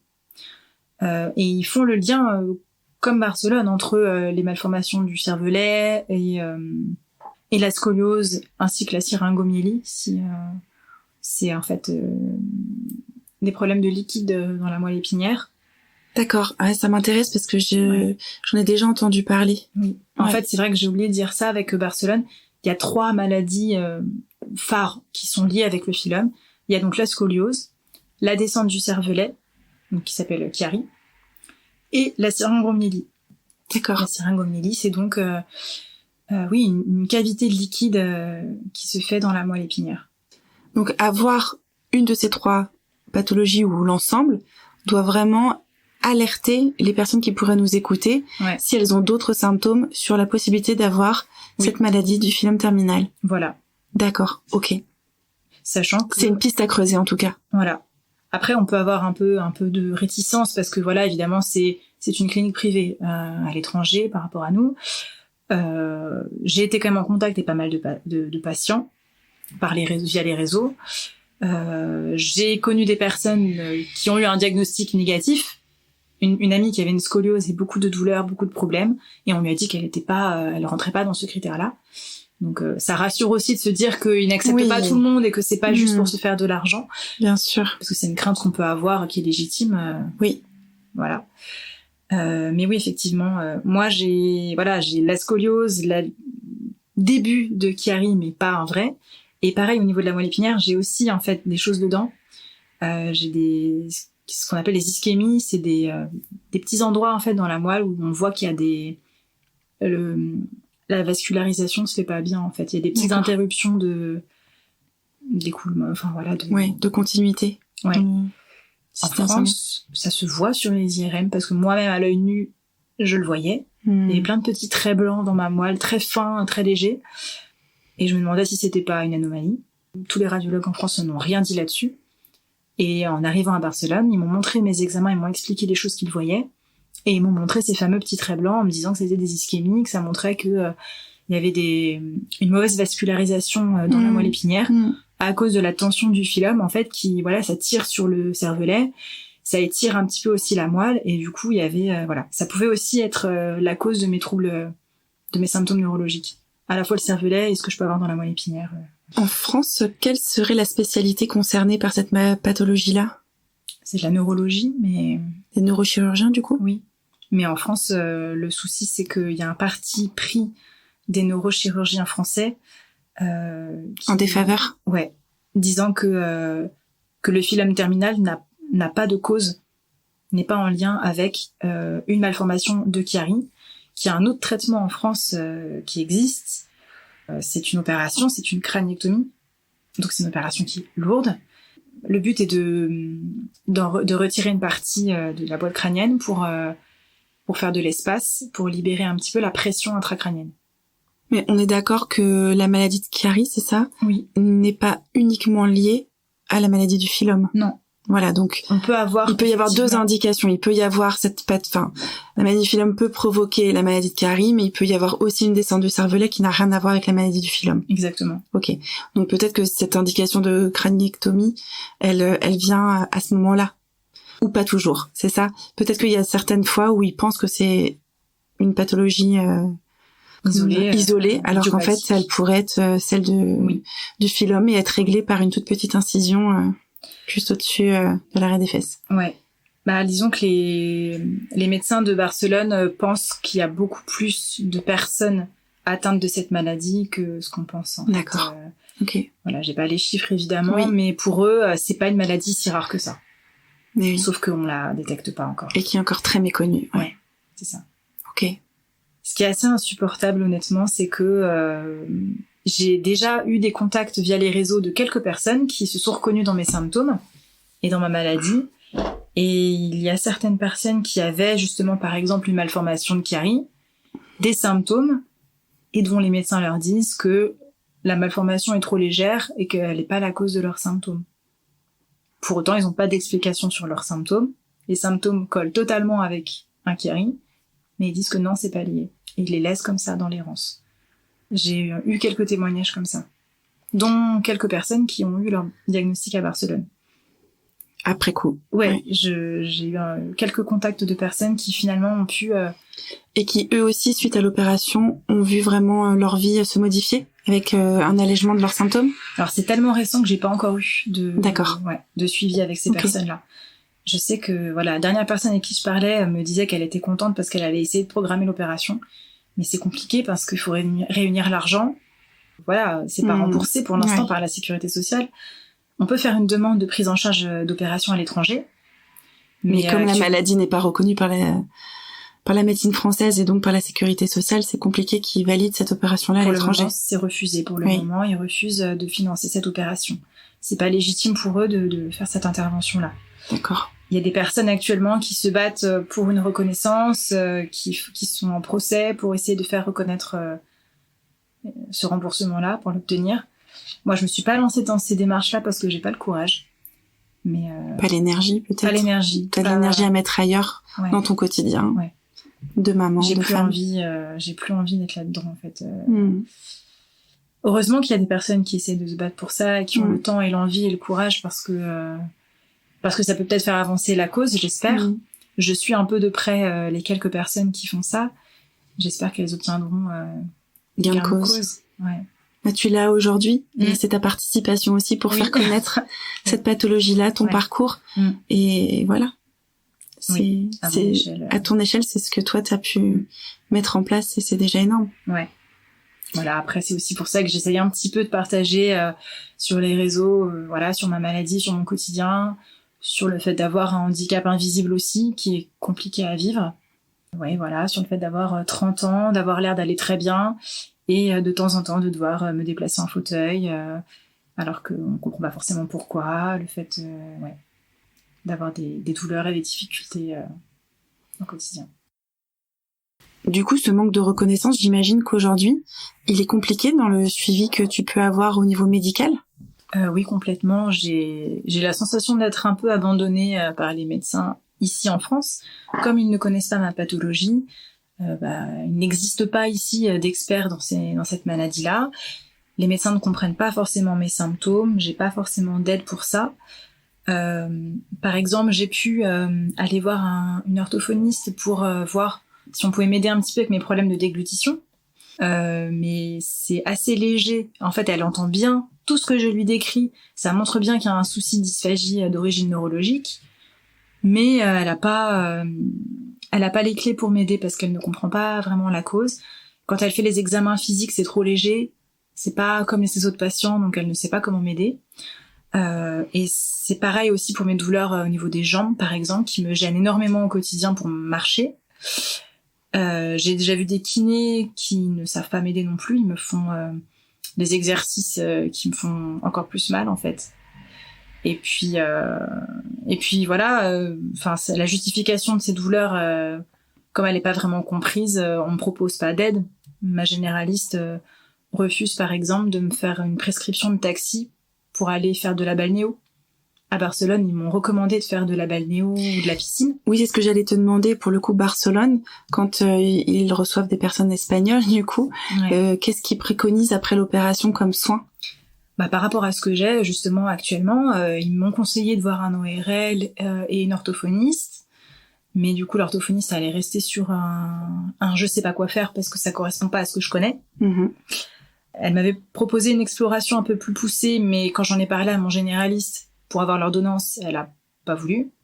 Elle me dit que c'est que pour les personnes qui ont des séquelles d'AVC, etc., des choses connues et plus sérieuses et que non. Justement, la balnéothérapie, c'est le truc qui conseille le plus à Barcelone pour les douleurs de jambes, de dos et tout ça. Et moi, le problème, c'est qu'ici, chez moi, on n'a pas de balnéothérapie proche. Et si j'y vais seule, sachant que je ne conduis pas, c'est en transport en commun, en bus, en marchant, et c'est pas possible. Je l'ai fait une fois. J'ai mis pratiquement 2 heures pour y aller. J'étais complètement épuisée et ce n'est pas du tout un bénéfice. Oui, donc tu perdais tout le bénéfice de la balnéothérapie avec rien que le fait d'y aller en transport et le déplacement. Exactement. Donc moi aujourd'hui, je me gère toute seule en fait dans le quotidien. J'ai appris à comprendre un petit peu. Je connais mes symptômes, je connais un peu mieux mes limites. Je pratique beaucoup le repos, autant que je peux en ayant une vie quand même active et une vie de famille. Je ne prends pas de médicaments parce que je les supporte pas et que ça ne m'aide pas. Mais j'ai pas de... Médicalement parlant, je n'ai plus rien. J'ai un suivi à Barcelone à distance. J'y suis retournée au bout d'1 an, j'y retournerai dans 2 ans. Ils sont très à l'écoute là-bas, mais c'est pas mon pays, c'est pas mon médecin traitant, donc ils peuvent pas faire ce que mon médecin généraliste pourrait faire. Donc ils peuvent pas m'aider vraiment au quotidien, en fait. Donc il est vraiment important que les choses bougent et que tu puisses avoir une prise en charge qui soit adaptée et qui puisse te soulager, et en tout cas une plus grande compréhension de la part des médecins pour t'accompagner vers des soins qui sont hyper importants pour toi. C'est ça. J'aurais envie de te dire de changer de médecin. Oui. Pour essayer d'avoir cette prescription de taxi pour aller à la balnéo, au moins pour voir si déjà tu vois les effets bénéfiques. Parce que peut-être que ce sera pas le cas. Oui. Donc comme ça, au moins tu serais fixé. Je sais que moi la balnéo, ça change ma vie là depuis que je le fais. Donc on n'a pas du tout la même pathologie, mais je me dis ça améliore beaucoup de symptômes dans beaucoup de pathologies. Donc ça pourrait valoir le coup au moins d'essayer. Peut-être tu peux aller parler avec ton médecin, de dire est-ce qu'on pourrait pas au moins faire un essai. Vous me prescrivez quelques taxis, et puis si on voit les effets, on perdure. Oui. On poursuit. C'est de négocier, ouais. Oui, c'est ça. Malheureusement. Oser. C'est ça qui est compliqué. C'est que j'ai encore du mal à oser, même si je l'ai fait pour me défendre un petit peu, mais la hantise d'aller voir les médecins et de pas être bien écoutée et respectée, elle est toujours là, et elle est même encore plus forte avec le temps, donc Oui, puis c'est que c'est à nouveau un combat à mener, et quand on a déjà ces symptômes-là et qu'on place toute son énergie dans supporter notre quotidien avec les douleurs, ton quotidien, puis t'occuper de tes enfants, on n'a pas forcément l'énergie à mettre ailleurs. C'est ça. Pour l'instant, c'est comme ça, mais c'est vrai que j'espère que la prise en charge pourra évoluer. Je l'espère aussi. Ouais. Avant qu'on termine, Qu'est-ce que tu souhaiterais dire à des personnes qui pourraient se reconnaître dans ton témoignage, qui pourraient suspecter cette pathologie-là, ou tout simplement qui sont en errance médicale? La première chose générale, ce serait de se faire confiance, malgré tous les refus qu'on peut avoir. Malheureusement, des fois, on reste en errance pendant des années. Moi, officiellement, on peut dire que ça a duré à peu près 2 ans, à partir du moment où je me suis vraiment posé la question et mon diagnostic. Je sais que pour d'autres, c'est encore plus long, c'est très décourageant et c'est un long parcours, mais on est obligé de... Oui, on doit se faire confiance et s'écouter. Et le fait de se poser des questions, de penser que c'est dans notre tête, on manque d'efforts, qu'on ne fait pas le nécessaire, c'est une petite voix intérieure qu'il faut essayer de faire taire. Parce que personne ne s'invente une maladie sans avoir une pathologie psychiatrique potentielle, mais on ne se rend pas malade, on ne s'imagine pas être malade, personne ne souhaite être malade. Et si on se pose la question, c'est que généralement il y a quelque chose à trouver. Donc déjà ça. Après, si des personnes se reconnaissent dans mes symptômes, dans ma maladie, je leur conseille de faire des recherches, de ne pas diaboliser les recherches internet, même s'il faut toujours être très prudent. Mais voilà, c'est en tapant sur Google le nom de ces maladies et de mes symptômes que j'ai réussi aussi à trouver des informations. Voilà, il faut les prendre avec des pincettes, mais il faut aussi se renseigner soi-même parce que des fois les médecins ne le font pas forcément pour nous. Et si les personnes veulent me contacter, je suis aussi ouverte pour les renseigner si besoin. Voilà. Merci pour avoir pris le temps et avoir mis de l'énergie pour témoigner aujourd'hui avec moi à mon micro. Merci. Et je te dis à très bientôt. Merci. Merci encore Manon pour avoir accepté de partager ton histoire. J'espère sincèrement que celle-ci pourra permettre à d'autres de trouver la source de leur souffrance. J'espère aussi que les années à venir permettront enfin une reconnaissance de cette pathologie afin que toutes les personnes qui en souffrent puissent bénéficier d'une prise en charge en France. N'hésitez pas à partager le podcast autour de vous pour le faire connaître afin qu'il puisse, je l'espère, soutenir un maximum de personnes. Vous pouvez aussi vous abonner au podcast pour connaître la sortie des prochains épisodes et suivre celui-ci sur sa page Instagram, un mot sur mes mots. Je vous dis à très bientôt pour un nouvel épisode.